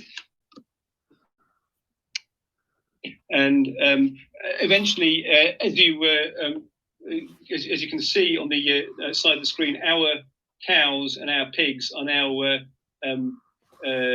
showing heart rate for the last 5 minutes. You can see that there's various spikes, and you can also see that the typical cows have got a lower heart rate than the pigs. The pigs have got just over 1 beat a second. Now, it is various visualizations are possible. If instead of getting a changing value on a screen, you can also format this as table data, which would then be displayable under a different sort of visualization. Let's add a couple of extra columns.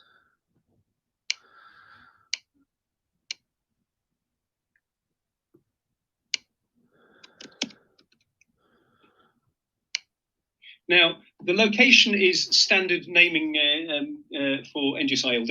It is preferred naming for NGSI v2. But the value which this particular plugin I'm doing wants to call it GeoJSON. And we also want to have various types. Now, entity type is what is called in the data bus by Quantum Leap, but it is actually the type attribute. And you can see nothing is happening here until I move on to the visualization, where instead of going for a graph visualization, I can actually go for a map panel.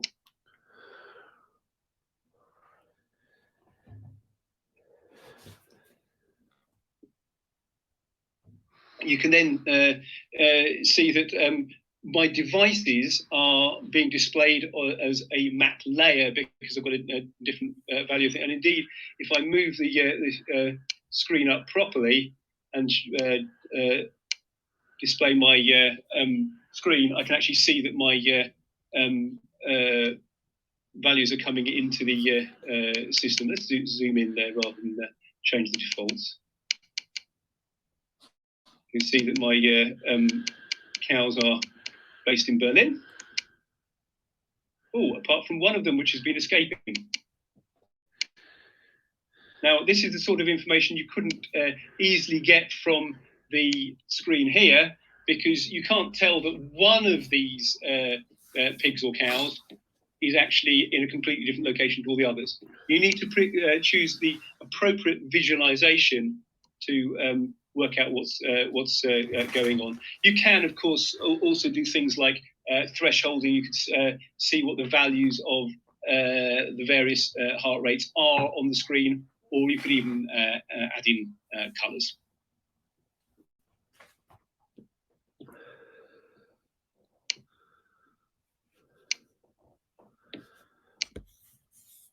Sorry about that. Right. Let's leave on that one there. I'll go back to my presentations. What's the next bit to look at?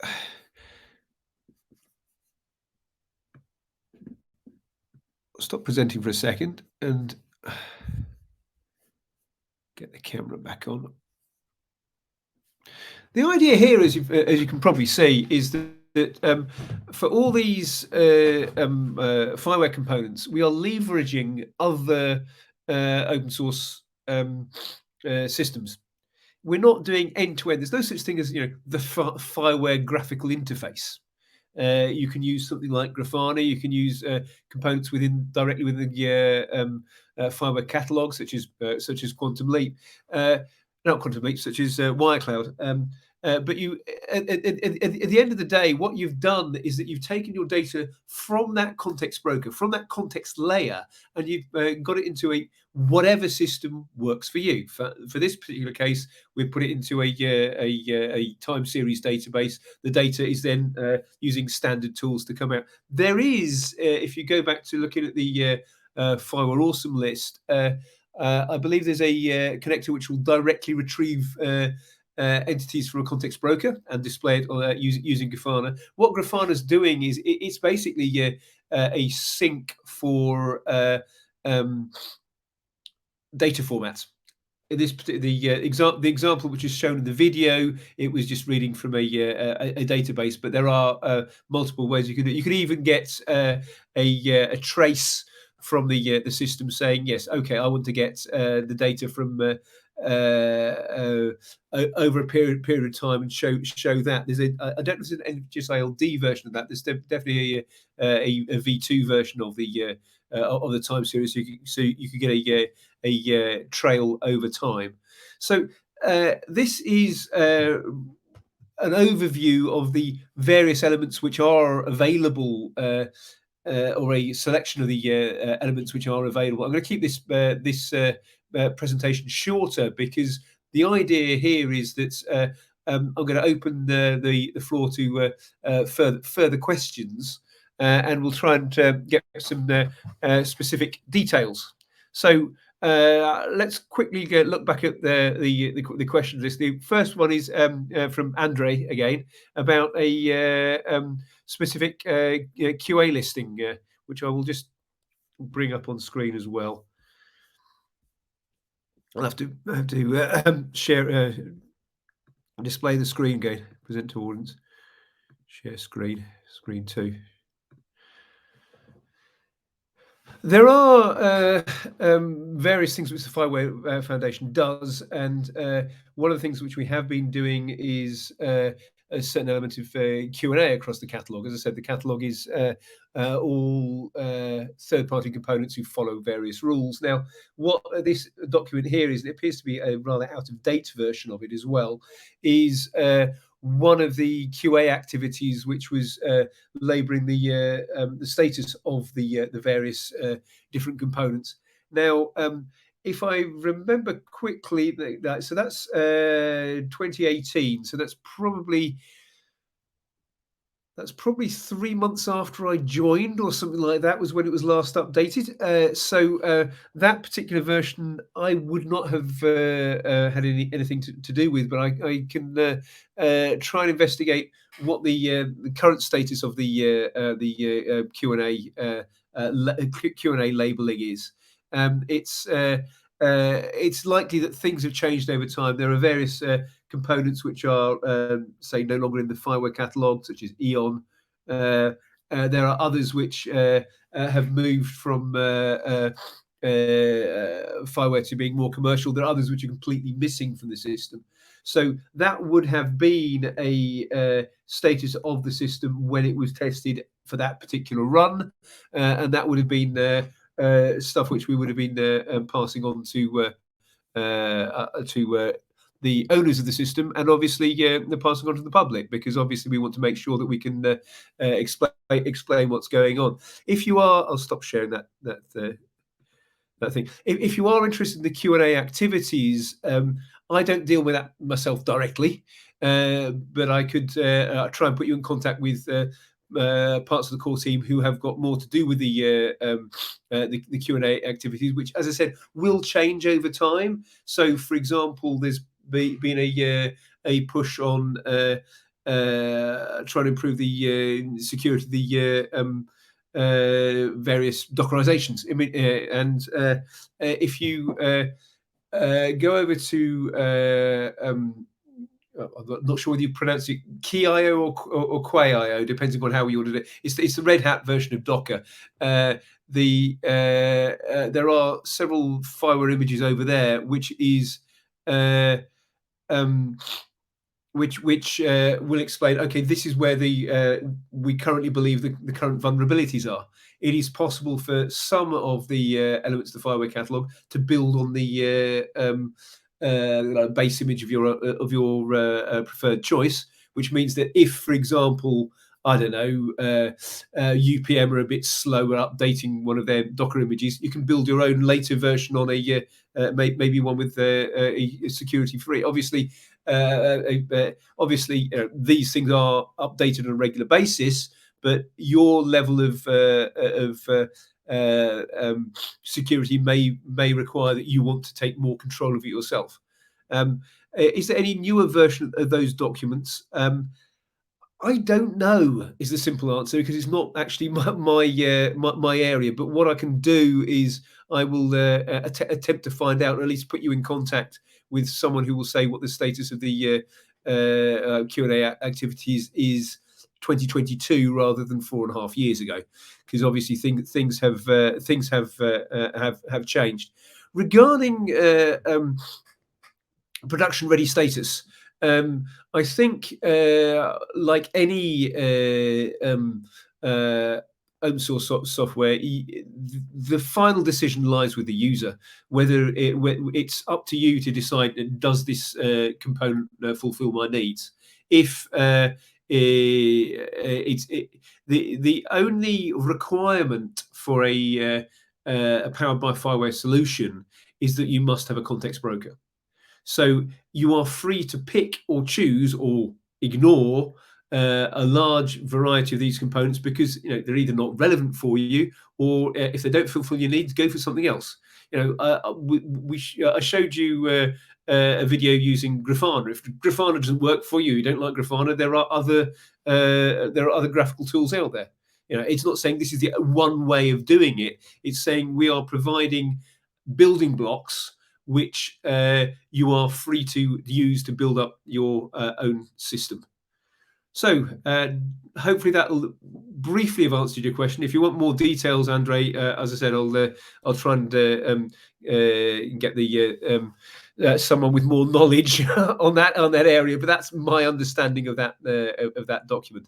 So we've got another 40 minutes if necessary. As I said, we overran for the last 3 sessions, so it gives me an opportunity to at least get some of my voice back. Any further questions from the audience?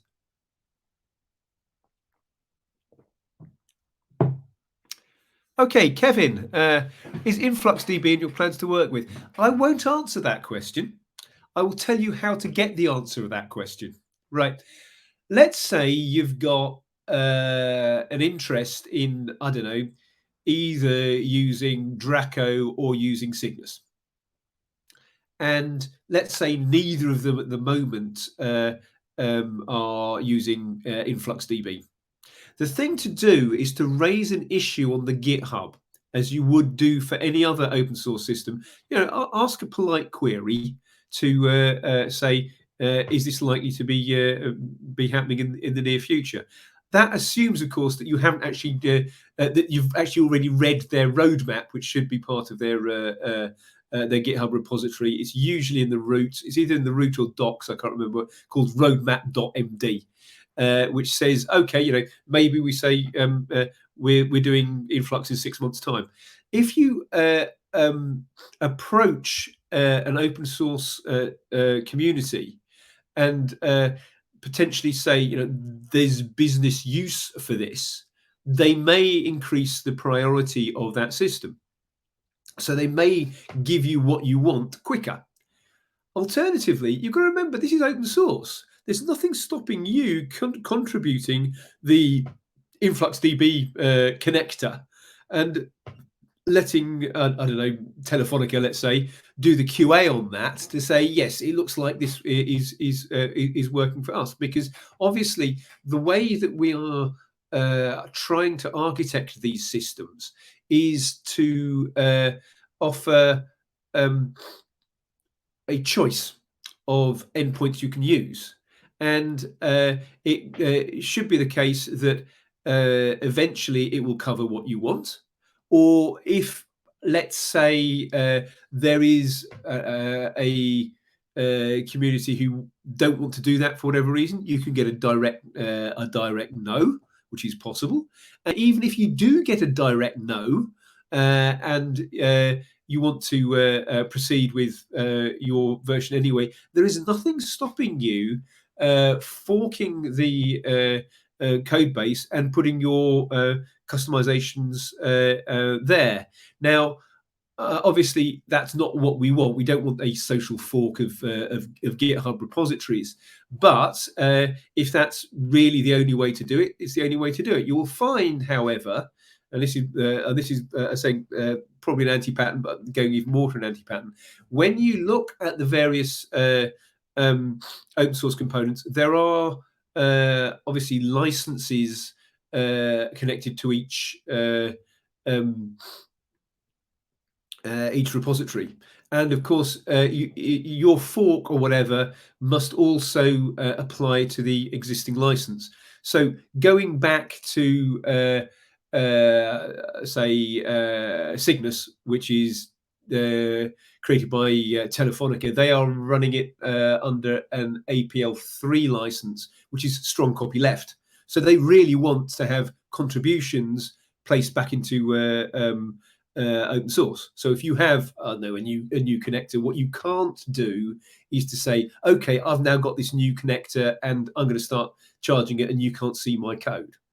So be careful if you do want to start modifying, and realize that just because code is open source, it doesn't necessarily mean it's free for you to do whatever you want. There are certain obligations. Another example I usually give is if you wish to use the Scorpio broker from NEC, they are offering that context broker under the BSD clause 4 license. And what that means is that you can't use the NEC name in the advertising of your product. So you can see there are certain things you can and can't do. Next question, which is Andre again. Is FIWARE Lab still working, and can you comment on those activity? I think, Andre, you really need to talk to my colleague Fernando, because both of your questions have been directed not in my area of expertise. As far as I know, yes, FIWARE Lab is still available. There are nodes available, and you can sign up for it. It is not something I use. FIWARE Lab is effectively free rack space, which you can use, or free virtual rack space, a cloud environment, which you can use to create a demonstration. You can play with stuff. Now, again, I haven't, off the top of my head, got the rules of how to join and what's going on. But you should realise that this is designed to be a test system. It's not designed to be have high availability. It's designed to have a really low price. So it just doesn't cost you anything. So in that particular case, if you are interested, there is a link on FIWARE.org, which will say how to fill it in and go forward. But equally, if you ping me on LinkedIn, I will get you in contact with the people who are more closely connected to FIWARE Lab. If I remember rightly, and this could be wrong, if I remember rightly, it's not the FIWARE Foundation that owns these nodes. It's the providers of the nodes who own the nodes. So we're even one remove further away from working whether things are up or down. But as I said, this sort of infrastructure area isn't really my area of expertise, so I won't go to more details. Any further questions?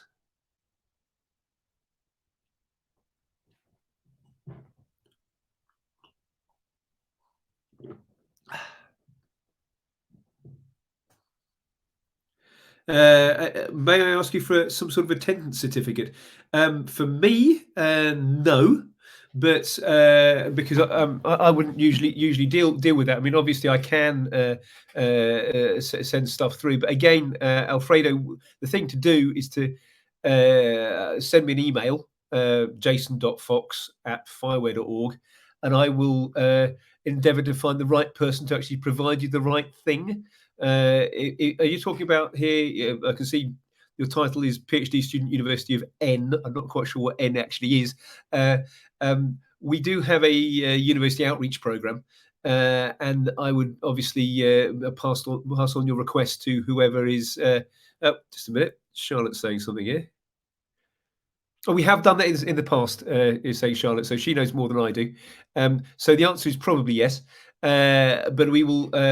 I'll make sure you get the right person to send you the stuff forward. So it's not just some random developer Jason Fox off the internet. It's actually properly from the relevant people in the FIWARE Foundation. As I said, the University of Naples. Okay, fine. You just cut off on the letter N, so I couldn't get the rest of it. So yes, we do that sort of thing. Okay, so anyone else for further questions? If not, I'm going to have to start asking you questions. Here we go.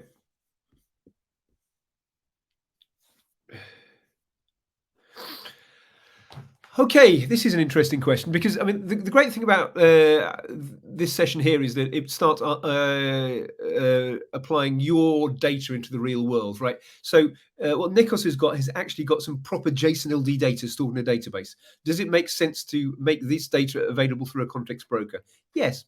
Wherever your system is, you will have, I'm assuming that you're not a greenfield operation, you will have data. You will have a certain subset of that data, which you want to start sharing between participants. If we're talking about data spaces, that's what we're talking about. Now, you'd have to think, okay, if I've got JSON-LD data, that could be it's a lump of JSON with attributes, provided I can give it a type and an ID, which, as I said, is JSON-LD compliant. All the other attributes could actually be an object within the values of that data.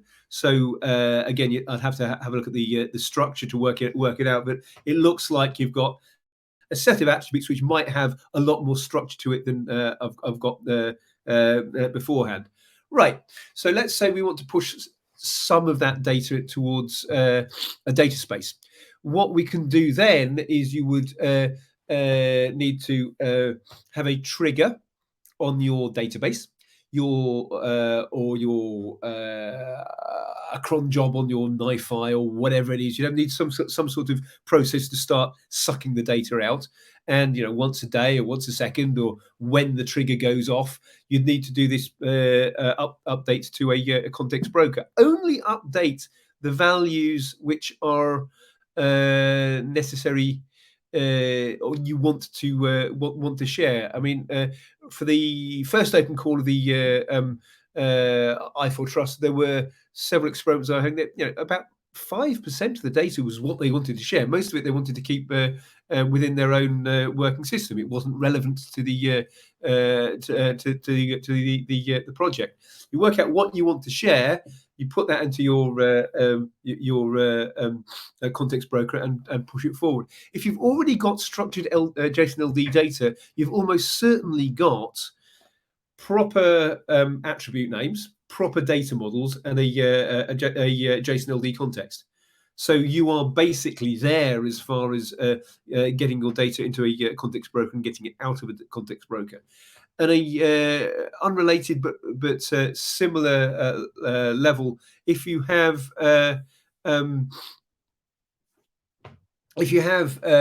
data well structured in a model, and you want to put that into a context broker, again, the thing to do is to make a pull request on Smart Data Model saying this is a industry standard, well used model for the data, and then you can use that as the basis of getting the data for the exchange, because it could be the case that you've got some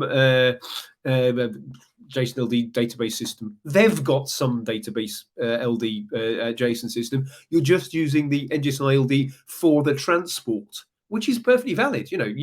I hope you leave these sessions not thinking that a context broker is going to be a silver bullet which should be the entirety of your system. It isn't. It's a mechanism to make sure that there is interoperability and flow between the data components of your system. Is it possible to go the other way around? Instead of pushing the broker pulls the data in real time? Yes, that would be a registration. What would happen is, and I showed an example of that which you would need to modify. I had a registration onto my proxy for an NGSI v2 broker. Fine. Now, what that was doing was whenever I made a request to my context broker, it would make a forwarded request to my v2 broker, which was behind it somewhere. In your case, it'd be a proxy, which would then access the data from your JSON-LD system. It would then get the stuff from the database, if necessary, tweak it a little bit so that it's valid NGSI-LD, because the rules for NGSI-LD are somewhat stricter than just random JSON-LD. Now, I'm assuming you've got a series of attributes. What would happen is that each attribute would have a value, potentially metadata like reserved at, but the value inside that is your data, which is where it's coming in, which means that if there was then a subscription on my context broker which said, give me the data for these entities in JSON format, key values format, not JSON format, key values format, it would actually effectively be your original data coming back out again. So you've got no data coming through.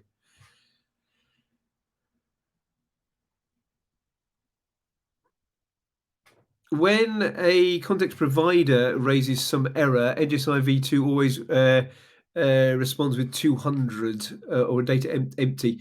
It is difficult to find bugs for clients to be transparent, and the response is obfuscated. I think you're probably right. Obviously, the definition of the interface is clearer for NGSI-LD than it is for NGSI v2, because NGSI-LD is the ETSI standard, and for LD, if you have an error response, there is a standard format for that error response.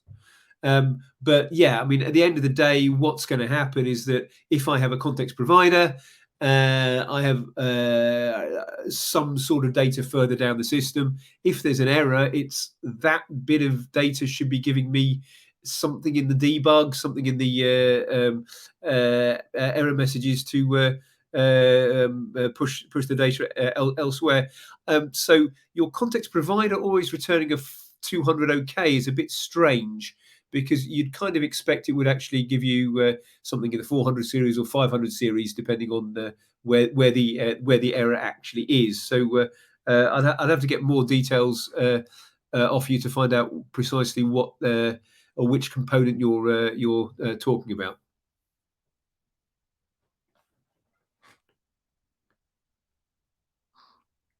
Any further questions, folks?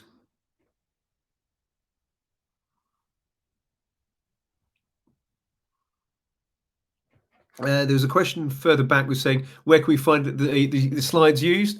The slide decks used will be, if they're not already published by the FIWARE Foundation, will be published by the FIWARE Foundation. Internally, there is a location where we hold our slide decks, which, as you probably guessed, I need regular maintenance and updating to make sure they are following the current standard. So what I could do again for that is I could give read-only access to the full set of slide decks. There are, in some cases, translations available in French and Japanese. But if you want to do other bits and pieces, yeah, okay, right. FIWARE Marketplace initiative. I was giving presentation on the FIWARE Summit in Gran Canaria back in September, and one of the sessions I was co-chairing with my colleague Julia was on the FIWARE Marketplace. What's happened is that we've given greater prominence to the FIWARE Marketplace. Actually, what I can do, just a minute, I'll just bring up the rules.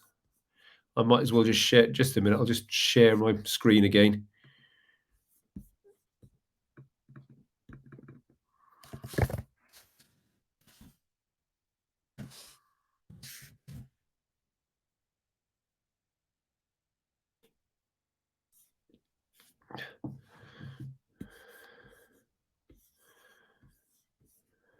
Right, I'll share the screen.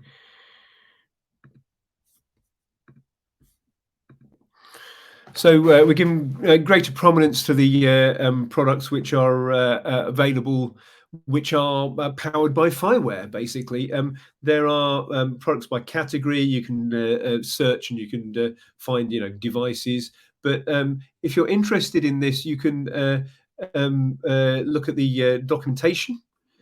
And the submittal process. Now, the documentation basically describes how to make sure that your product gets passes the rules. It's actually not that difficult, because if you want to go to the FIWARE Marketplace, chances are you are a FIWARE system. However, we or the assessor can't just take your word for it.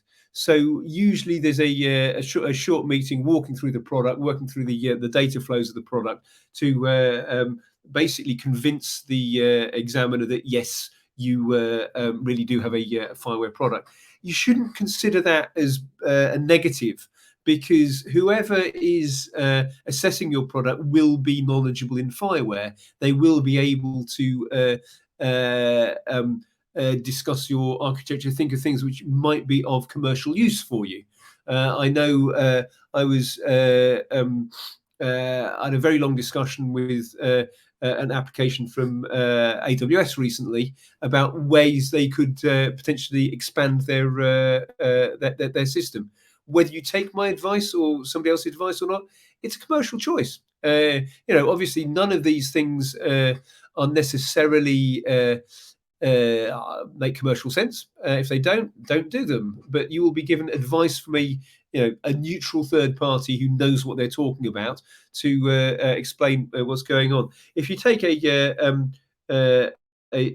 example, I could bring up one of the products within the FIWARE Marketplace. You'll get details about the system. You can find out who the customer references are. You can find out more information about it, and obviously, effectively, it's an outlink to whichever product you're talking about out there. But this particular product is one of our more recent entries. It will have prominence in the FIWARE Marketplace as a featured product for a while, and you can search for whichever system you want. So let's say we wanted to, I don't know, powered by FIWARE. You can browse all, and let's say we want to find stuff which is to do with artificial intelligence.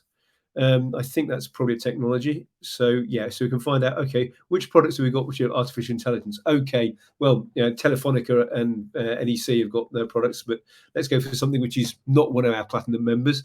The table grabber here has got one which uses artificial machine learning for a price recommendation. Once again, you can find out the details as to what it is. So this is marketing information which hopefully should drive customers your direction. For further details, if anyone wants to contact me, I can put you in contact with Julia, who is our marketing manager there. Her details, if I remember right, they're actually on the marketplace itself at the bottom of the page. So if I just go back again.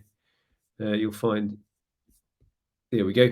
You can just fill in the form at the bottom, and you will get get in contact, and we can take it from there. Any further questions?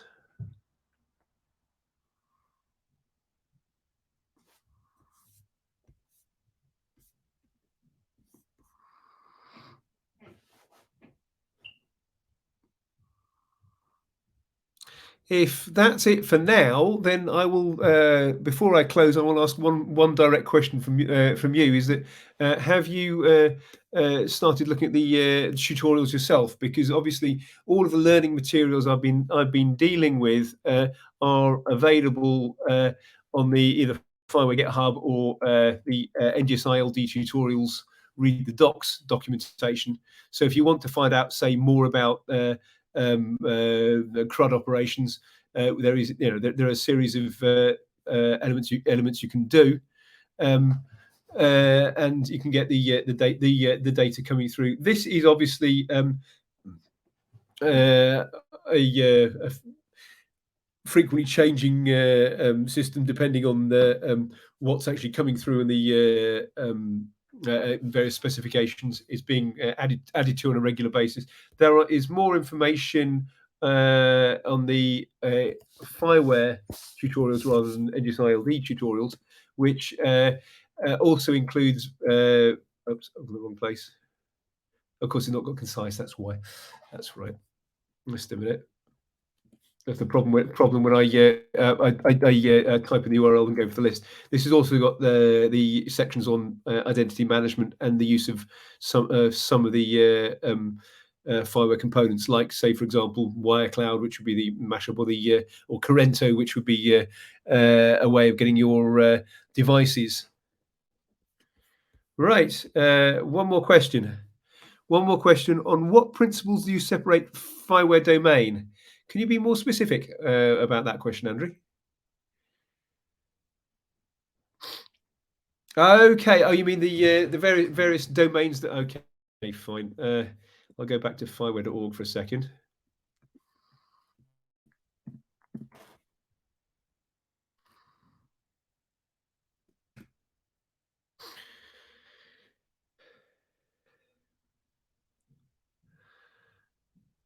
Right. You're right.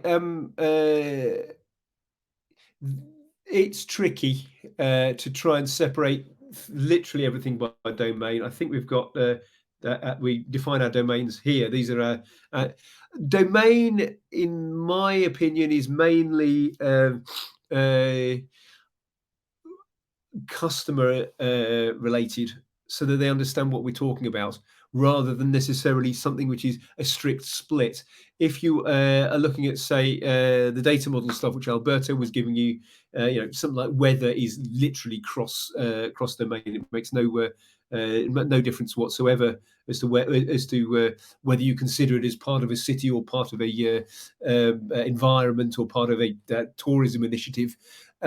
So what it comes down to is the domain is what are the interested parties who would be getting data in this system. So obviously the obvious customer for smart city products is fairly clear, and it will kind of bleed into, say, smart energy if they're they're trying to get street lamps which are monitoring their street lamps, could be reducing their energy consumption. So yes, there is an overlap. It's more for education and marketing purposes that you would consider them as separate domains. When we look at the history of the FIWARE Foundation, initially the majority of context-driven products would be in smart cities. So smart cities would have been the original domain. But once there is sufficient momentum behind a particular group of companies or products, then it may, and there's enough people to try and build a community, it may well be pushed up to a full domain as far as FIWARE is concerned. Water is a good example of that. There was various initiatives at pushing water through or using a context broker to try and understand, flood warnings. Trying to work out potential flow through the pipes and what have you. And because there was sufficient people of interest who understood that area, that became a proper domain for FIWARE. So hopefully that's briefly given the answer. Is there a component in FIWARE that allows to get data from Kafka and put it in Orion? Yes. You could do that in multiple different ways. I believe that there is there's nothing directly in the FIWARE catalog. In other words, the limited number of components which follow our rules, blah, blah, blah, blah, blah, which does that yet. But I believe that there is a component created by Engineering of Italy, another of our Platinum members, which does precisely what you're after. There are also, you can build something like that using a NiFi flow, for example, or a Node-RED flow. So it is possible to get the data coming through in different areas. What I can do is I'll have a quick look back through my emails to find out which one it was, and I'll pass you the details of who my contact would be in that area, because this is the problem when we're trying to this is a problem we're trying to promote open source software, is that there's a lot of different things which we could different ways you can try and push this information out there, and it may, wouldn't state that one particular way of doing it is necessarily the way to do it in all potential cases. So there will be multiple ways which that could be done. Looking at the LD brokers, I think both Scorpio and Stelio use Kafka in the background as a mechanism for moving data around. So it's definitely possible.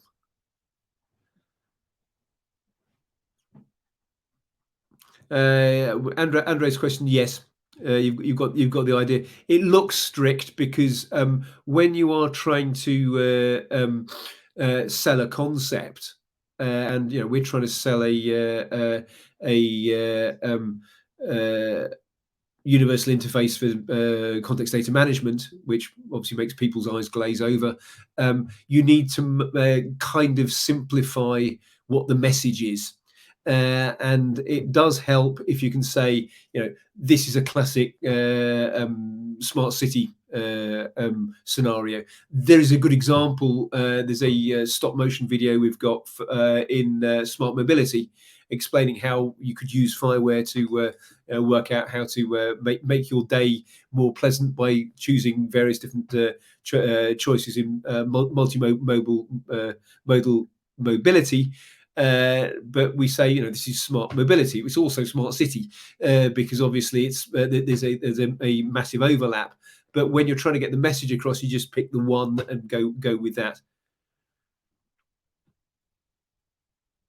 Yes, Scorpio does use Kafka in the background as to move the data around. But if you're looking to insert data, I think there are other components which you may be interested in.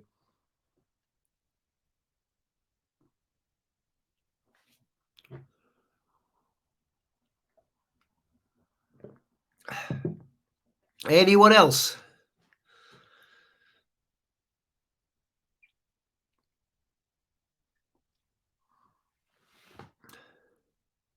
If there's no further questions, I will wish you all a Merry Christmas, except for Kevin, who I believe I'll be seeing in a couple of days' time. And I will wish him, and indeed Salome, Feliz Navidad, because I'm slowly learning a bit of Spanish.